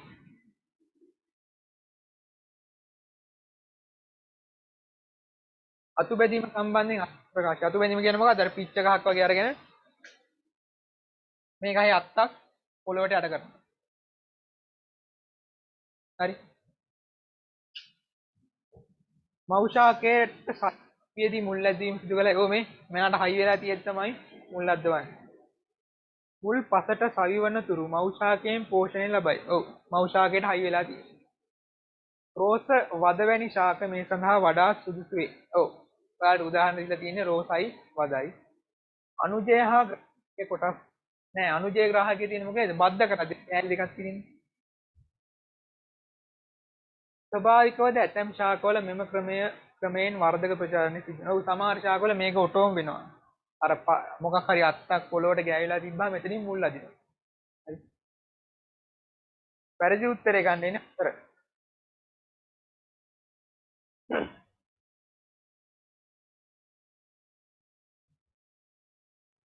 හරි බලන්න. පහත ජීවීන් අතරින් ප්‍රභා සංශ්ලේෂණය කරන ජීවී වන්නේ. කවුද ප්‍රභා සංශ්ලේෂණය කරන්නේ? හරිත ශාක කරනවා. ඇල්ගී වල තියෙනවා ක්ලෝරොෆිල්. ඇල්ගී ප්‍රභා සංශ්ලේෂණය කරනවා. දිලීර කිසිම කෙනෙක් ප්‍රභා සංශ්ලේෂණය කරන්නේ නැහැ. සයනොබැක්ටීරියා ප්‍රභා සංශ්ලේෂණය කරනවා. එයාලගේ තියෙනවා හරිතප්පද. ප්‍රොටෝසෝවා. ප්‍රොටෝසෝවා වල මෙහෙමයි. ඔය පොටිස්ටා රාජධානී කට්ටිය. ඒ කියන්නේ එවුග්ලිනා පැරමීසි නමීබා වගේ. හරි. ඔය කට්ටියගෙන් එවුග්ලිනාට තියෙනව මොනවද? හරිත ලව. හරි. එහෙන් දෙයා ගන්න පුළුවන්. ඒක පොඩක් දාන්න ඔයගොල්ලෝ ඈ. ඊට තියෙනවා හරිත ලව. 40ට 41ට පහ A B D E ප්‍රොටෝසෝවා කියන්නේ ප්‍රොටිස්ටා జాතියක්. අර ප්‍රොටිස්ටාවන්ගේ අර ඇල්ගී වර්ග ටික ඇර ඉතුරු තුන් දෙනා පැරමීසියම් එවුග්ලිනා පැරමීසියම් එවුග්ලිනා ඇමීබා ওই තුන් දෙනාට කියනවා ප්‍රොටෝසෝවාව කියලා. හරිතප්පද සංශ්ලේෂණය සඳහා අවශ්‍ය මූල ද්‍රව්‍ය මොනවාද? වන තුනක් ඕනේ. යකඩයි, කැල්සියමුයි, සිංකුයි. යකඩයි, පොටෑසියමුයි, සිංකුයි. උත්තරේ දෙකනේ. හරිතප්පද හරිතප්ප සංශ්ලේෂණය කරන්න ওই තුන් දෙනා ඕනේ. ඒ වගේම ඔයගොල්ලෝ දන්න හරිතප්පද වල සංඝටක. හරිතප්පද වල සංඝටක වෙන්නේ carbon, hydrogen, oxygen, magnesium, nitrogen. Carbon, hydrogen, oxygen, magnesium, nitrogen තමයි හරිතප්පදවල සංඝටක වෙන්නේ. හරිතප්පද සංශ්ලේෂණය කරන්න ඕන වෙනවා පොටෑසියමුයි, සිංකුයි, යකඩයි.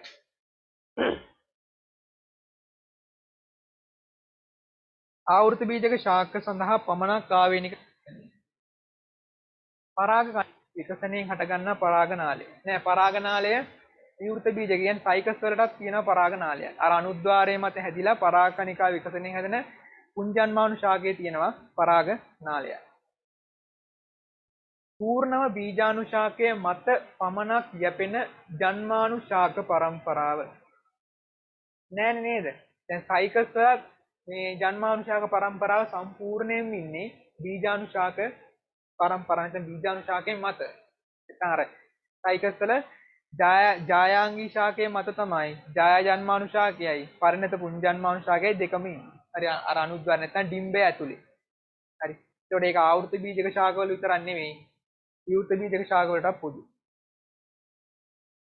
ත්‍රිගුණ භ්‍රූණ පෝෂණය. ඔව්. ත්‍රිගුණ භ්‍රූණ පෝෂණය කාට විතරද තියෙන්නේ? ඇන්තොෆයිටාලට විතරයි තියෙන්නේ. මොකද අර විත්ත සංශ්ලේෂණය වෙන්නේ ඇන්තොෆයිටාලගේ විතරයි. තෛල 7කින් හා න්‍යෂ්ටි 8කින් සමන්විත කලල කෝෂය. ඔව්. ඔය කලල කෝෂය කියන්නේ ඒ කියන්නේ මේ වචනේ පාවිච්චි කරන්නේත් අපි ඇන්තොෆයිටාලගේ ජායා ජන්මානු ශාකයට විතරයි. හරිද? ඇන්තොෆයිටා ජායා ජන්මානු ශාකයට විතරයි අපි කලල කෝෂය කියලා කියන්නේ. විෂම බීජාණුකතාවය හා වෙන වෙනම ශාක වර්ග දෙකක නිපදවීම. නෑනේ නේද? බීජාණු වෙන වෙනම ශාක වර්ග දෙකක නිපදවන එක සයිකස් වලට පොදුයි. එතකොට ඇන්තොෆයිටාලට විතරක් පොදු ලක්ෂණ විදිහට ගන්න වෙන්නේ මොනවද? ත්‍රිගුණ භ්‍රූණ කෝෂයයි කලල කෝෂයයි. CD කියන්නේ 4.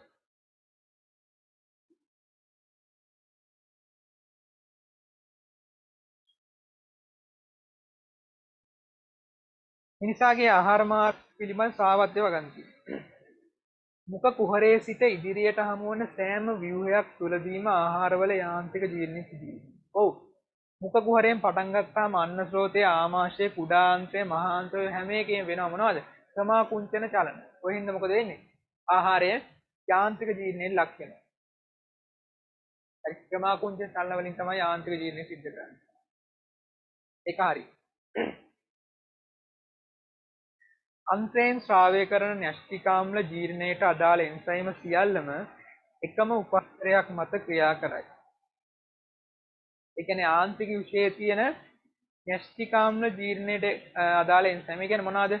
නියුක්ලියෝටයිඩේස තියෙනවා, නියුක්ලියෝසයිඩේස තියෙනවා, ෆොස්ෆොටේස් තියෙනවා. ඔය තුන තමයි අන්ත්‍රයෙන් ශ්‍රාවය කරන්නේ නියුක්ලියික් අම්ලවල ජීර්ණයට අදාළ. හරිද? දැන් අපිට කියන්න උතන ඒ තුන්දෙනාම එකම උපස්තරයක් මත ක්‍රියා කරයි.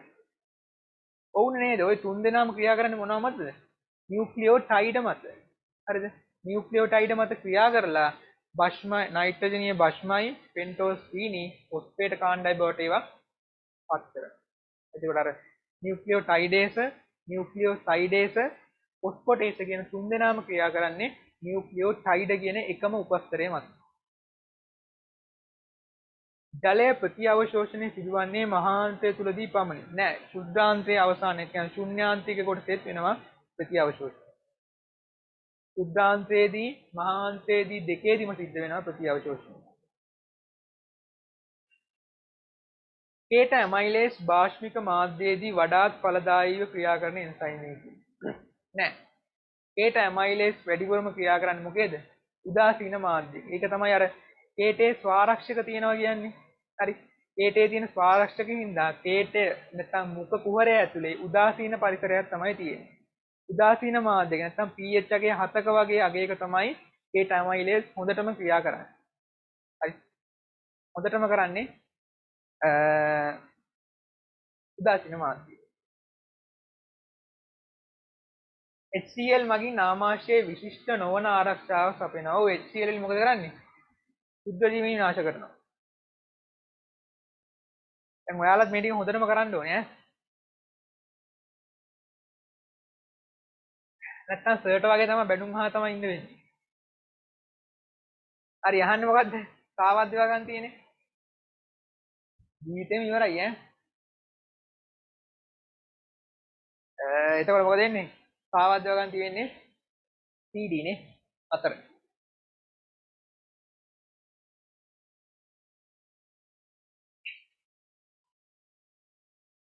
පහත හෝමෝන අතරින් වෘක්ක මත ක්‍රියා කරන හෝමෝන පමණක් අඩංගු පිළිතුර.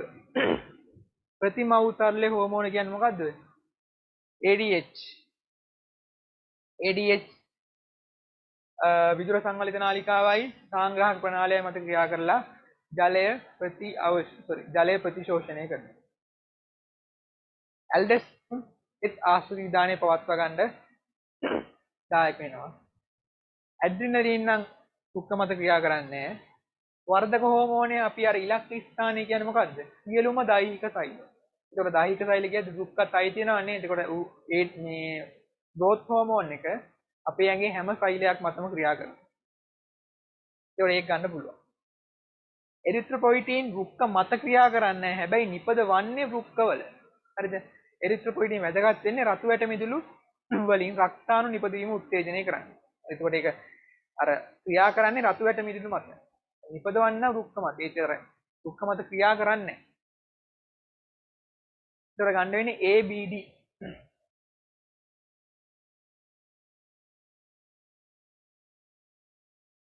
ඊට පස්සේ මානව ප්‍රජනන සම්බන්ධව පහත දක්වා ඇති කාලාන්තර සම්බන්ධයෙන් නිවැරදි වන්නේ. ගර්භණී අවධියේ සති 38යි. ඔව් ඔක්කොම සති 38යි මාස 9යි. කලල සංසේචනයේ සති 8යි. ඔව්. දැන් කලලේ භ්‍රූණේ කියලා වචන දෙකක් පාවිච්චි කරනවානේ. කලලයා කියන්නේ සංසේචනයේ වෙලා සති 8ක් යනකම්. භ්‍රූණේ කියන්නේ සංසේචනයේ සති 8 ඉඳන් 38 කියන්නේ සති 30ක් ඒ කාලේදී. හරි. සංසේචනයේ සිට සති 8 ඒක හරි. භ්‍රූණාවධිය සංසේචනයේ සිට හරි දෙක. ඒ සංසේචනයේ සිට සති 8 පළවෙනි සති 8ට කියන්නේ කලලේ කියලා. අර ඒ 8 ඉවරුණාට පස්සේ ඉතුරු 30ට තමයි කියන්නේ අපි භ්‍රූණයා කියලා. ඒකල දැන් ඔතන තියෙන්නේ මොකද්ද? සංසේචනයේ සිට සති 30ක් කියලා. ඒකෝට ඒක වැරදින්නේ නේද? අර 8ත් අයි තියෙනවනේ. ඒක ගන්න බෑ. ඊට පස්සේ මොරුලාවා සංසේචනයේක දින 5ක් නෙමෙයි දින 3ක් 4ක් කාලයේ තමයි මොරුලාව හැදෙන්නේ. ඔය මොරුලාව දින 5ක් වෙද්දී බ්ලාස්ට් කෝෂ්ඨය බවට පත් වෙනවා. ඒතර D E දෙන්නගේ කාල දෙක වෙනස් වුණා නම් හරි උත. ඒතර එතන 5 තමයි ගන්න වෙන්නේ නේ. අහන්නේ නිවැරදි ඒවානේ. නිවැරදි ඒවා වෙන්නේ A B විතරයි. නෑ. නිවැරදි ඒවා කියන්නේ 3 නේ ගන්න වෙන්නේ.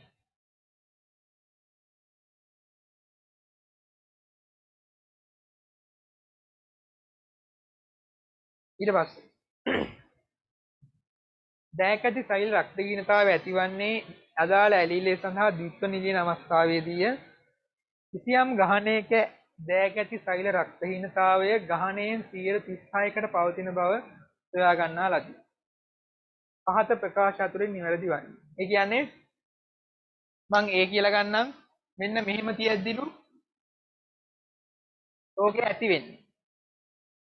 මෙහෙම අය නිරෝගී, මෙහෙම අය වාහකයි. මෙහෙම අය ඉන්නවලු ගහණයෙන් 36ක්.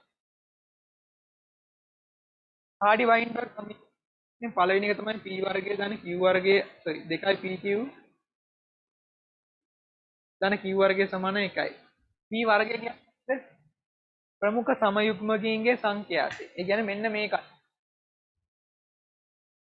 2යි P කියන්නේ විෂම යුග්මකයන්ගේ සංඛ්‍යාතය. Q වර්ගය කියන්නේ නිලීන සමයුග්මකයන්ගේ සංඛ්‍යාතය. හරි. දෙවෙනි සමීකරණය මොකද්ද? P ධන Q සමානයි 1යි කියන්නේ සංඛ්‍යාවේ නිලීන ඇලිල්ල සංඛ්‍යාවේ එකතුව 1යි. හරි. දැන් නිලීන සමයුග්මක අවස්ථාවේ කට්ටියගේ ප්‍රතිශතය 136යි. ඒ කියන්නේ අපිට ගන්න පුළුවන් ඕන නම් දැන් 136 සංඛ්‍යාතයක් කරොත් එහෙම කීයද?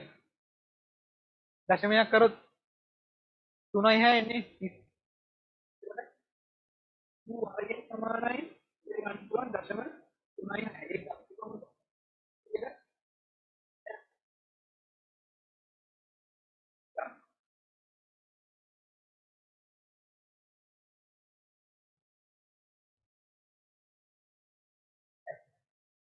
හරි. එහෙනම් මෙතන මේ p ධන q 1යි නම් q දශම 6යි නම් p කීයද? දශම 4යි. හරි. තියෙනවා ටික. ගහණයෙන් නිලීන සමයුග්මකින්ගේ සංඛ්‍යාතය දශම 6කි. නෑ නිලීන සමයුග්මය කියන්නේ මේ කට්ටියමනේ. එයාලගේ ප්‍රතිශතය 36යි. සංඛ්‍යාතය කීයද? මේ නිලීන සමයුග්මක සංඛ්‍යාතය කියන්නේ q වර්ගය. ඒගොල්ලෝ සංඛ්‍යාතය දශම 3යි 6යි. මේ මොකද්ද? නිලීන ඇලීල සංඛ්‍යාතය. හරි මේ නිලීන සමයුග්ම කියන්නේ ජීවීන් සංඛ්‍යාව තමයි මේ. මේ ඇලීල සංඛ්‍යාතය. ඒ කියන්නේ අර මෙන්න මේවා. තනි එකක් ගත්තොත් එහෙම තනි කැපිටල් A විතරක් ගත්තොත්. සිම්පල් A විතරක් ගත්තොත්. ඔන්න ඕවා. හරි. ඒ වැරදි. ගහණයේ වැඩි ප්‍රතිශතයක් සිටින්නේ රෝගයේ. හරි. දැන් කොහොමද කියලා? 6යි. මෙයාලා ඒ කියන්නේ සමයුග්මකින් ප්‍රතිශතයක් ගත්තොත් මෙයාලගේ ප්‍රමුඛ සමයුග්මකින්ගේ සංඛ්‍යාතය කීයද? කියන්නේ ඉන්නවා ප්‍රමුඛ සමයුග්මකයෝ.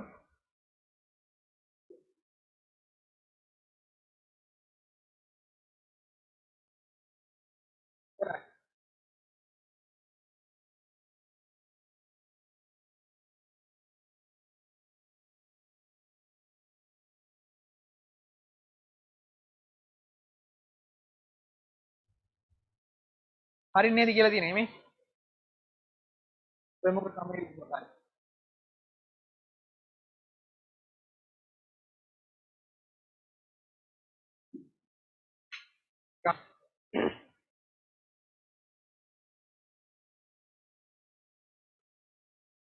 නෑ මේ විෂම යුග්මක සංඛ්‍යාතය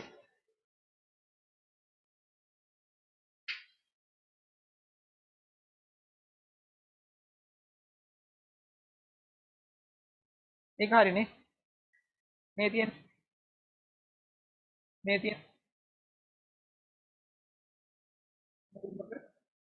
S ගිය 16 ඒක හරි.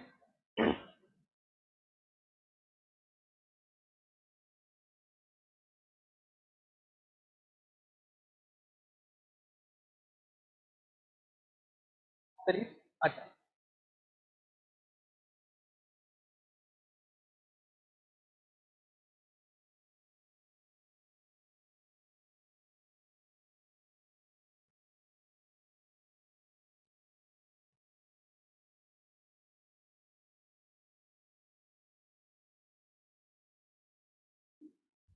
නිදි තමයි නිවැරදි.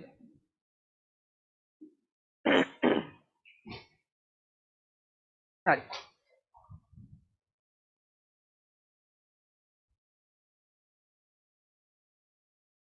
අන්න සලකුණු ඥාන සම්බන්ධව පිළිගත හැකි වන්නේ. සලකුණු ඥාන විදිහට යොදාගන්නේ මොනවාද? ප්‍රතිජීවක ප්‍රතිරෝධී ඥාන. කියන්නේ ප්‍රතිජීවකයක් දාපුවාම අර අපි දාපු ප්ලාස්මීඩය හරියට පරිණාමණය වෙලා නම් එයා ආරක්ෂා වෙනවා. මොකද එයාගේ තියෙන ප්‍රතිජීවක ප්‍රතිරෝධී ඥානය. හරි. පරිණාමන කාර්යක්ෂමතාවය පිළිබඳ අවබෝධය ලබා ගැනීම සඳහා සලකුණු ඥාන වැදගත් වේ. ඔව්. පරිණාමණය වෙච්ච සෛල නැත්නම් පරිණාමණය උනේ නැති සෛල වලින් පරිණාමණය වෙච්ච සෛල හඳුනා ගන්න දායක වෙනවා. සලකුණු ඥාන භාවිතා කරපුවේ. හරි. බොහෝ විට සලකුණු ඥාන ප්‍රතිජීවක ප්‍රතිරෝධී ඥාන භාවිතා වේ. ඔව් ඒක හරින්නේ. සාමාන්‍ය දාන්නේ අපි ඇම්පිසිලින් වලට ප්‍රතිරෝධී ඥාන. ඊට පස්සේ ටෙට්‍රාසයික්ලින් වලට ප්‍රතිරෝධී ඥාන. ඔය වගේ ඒවා තමයි දාන්නේ. ඇතැම් අවස්ථාවලදී වාහකය හා ප්‍රයෝජනවත් ඥානය නිවැරදිව ප්‍රතිසංයෝජනය වී ඇතිදැයි සොයා ගැනීම සඳහාද සලකුණු ඥානය භාවිත කරනවා. ඔව්. ඒ සමහර වෙලාවට අර ප්‍රතිජීවකයක් දාන්න නැතුව සංදීප්ත ඥානයක් වගේ දානවා. ඒ කියන්නේ අර මෙහෙම මේ දෙන්න එකට සෙට් වෙලාද කියලා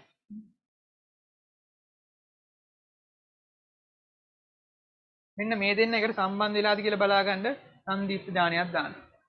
හරි. මේවත් අපි කියන්නේ සලකුණු ඥාන කියලා. සලකුණු ඥාන වර්ණීය සලකුණු ලෙස හඳුන්වනවා. ඔව්. ඔයවට කියනවා වර්ණීය සලකුණු කියලා කියන්නේ. ප්‍රතිජීවක ප්‍රතිරෝධී ඥාන භාවිතා කිරීම මගින් ඇතැම් අවස්ථාවල ධාරකයාට හානි සිදු විය හැකිය. නෑ ප්‍රතිජීවක ප්‍රතිරෝධී යානයක් දාපුවම ධාරකයා ආරක්ෂා වෙන එක තමයි වෙන්නේ ප්‍රතිජීවකයක් දැම්මොත්. මාධ්‍යයේ ප්‍රතිජීවකයක් තියෙනවා නම් අර ජීවය ඇතුලේ ප්‍රතිජීවක ප්‍රතිරෝධී යානය තියෙනවා නම් ඒ ප්‍රතිජීවයකට එරෙහිව මෙයා ක්‍රියා කළා එයා ආරක්ෂා වෙනවා. ධාරකයා ආරක්ෂා වෙනවා. එතකොට හරි උත්තර වෙන්නේ මොනවද? A B C D.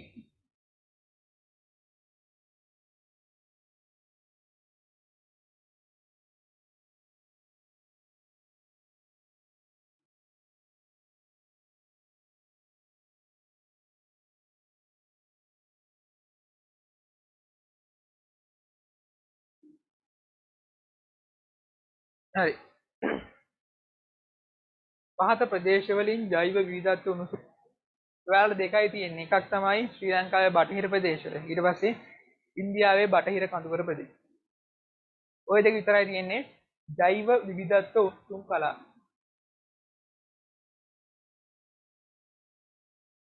ඒ කියන්නේ මොකද්ද රස්නේ වැඩි පැද්ද? නෑ ජෛව විවිධත්වයට වැඩිම බලපෑම් තියෙන කලාප. A B නේ.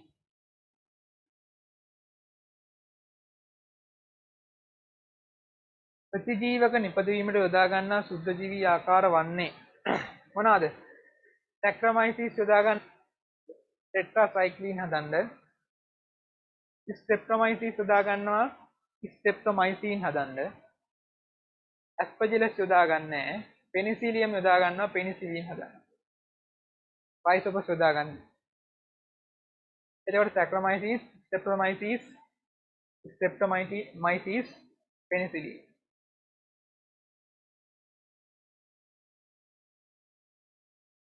හරි. එක්ෂන්ස්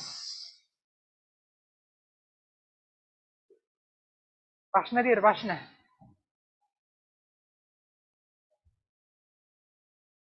හරි එහෙනම් ඔයාලා හොඳටම කරන්න. පාඩම් කරපියවා මේ ටිකේ. හොඳට. හරි එහෙනම් සේරටම good night. මොනවද ප්‍රශ්න තියෙනනම් අහන්න. පස්සෙත් එන් හරි මොකක්ද කියන්න.